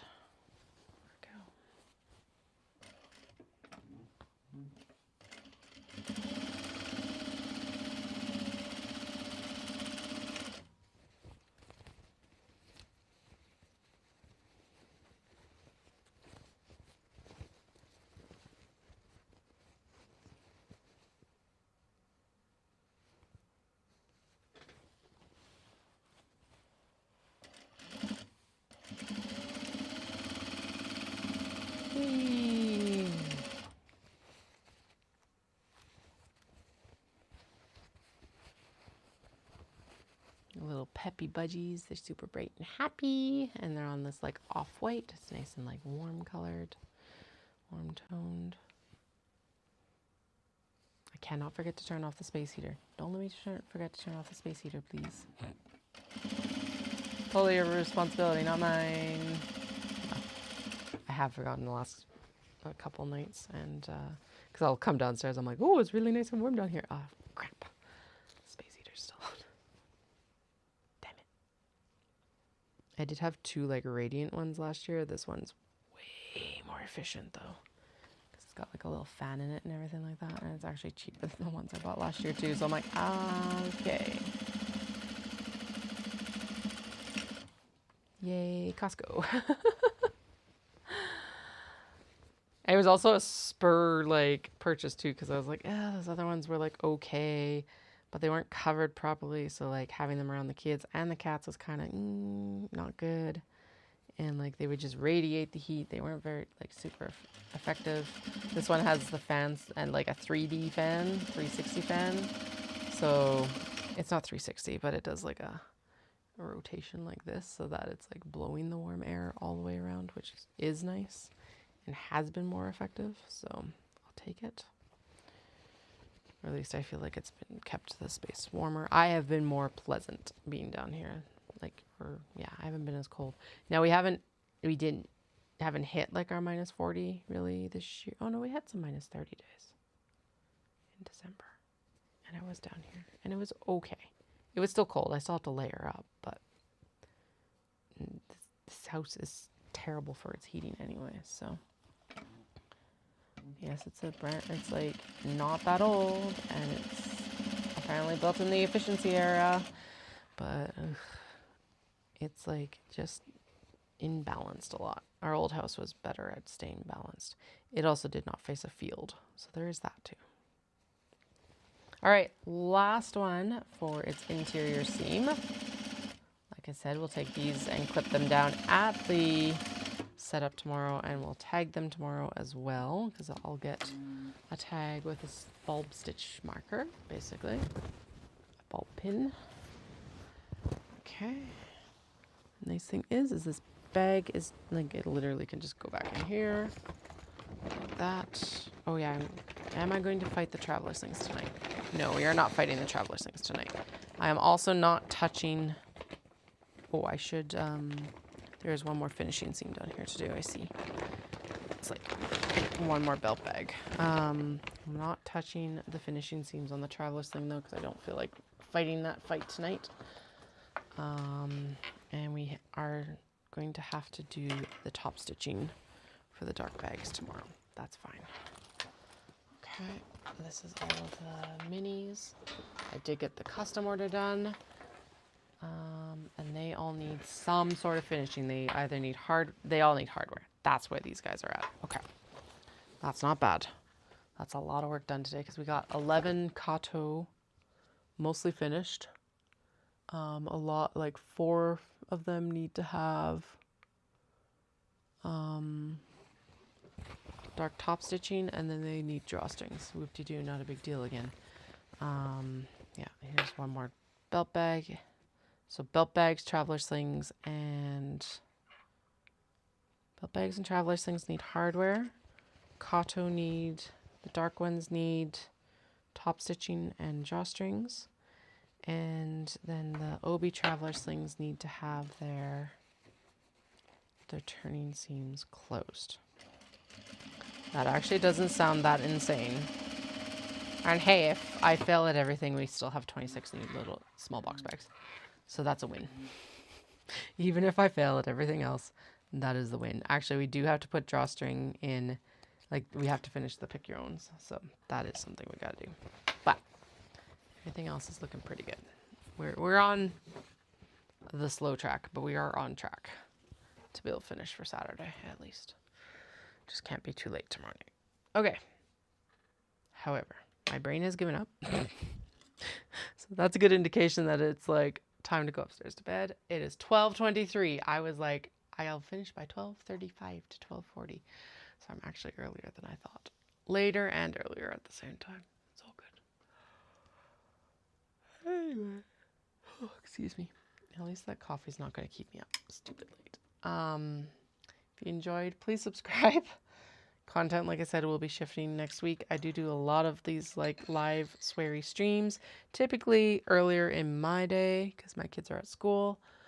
Not so much in the evenings right now, but I feel like maybe that is something we're going to be able to reclaim here soon. And definitely in like the next week, I'll be doing the gentle push forward so that I can actually not have hopefully quite as much jet lag when we get to Japan. Anyway, have a fantastic time whenever you are, and I will probably be back on stream tomorrow night to finish all of this up, and I'll chat with you then. Bye.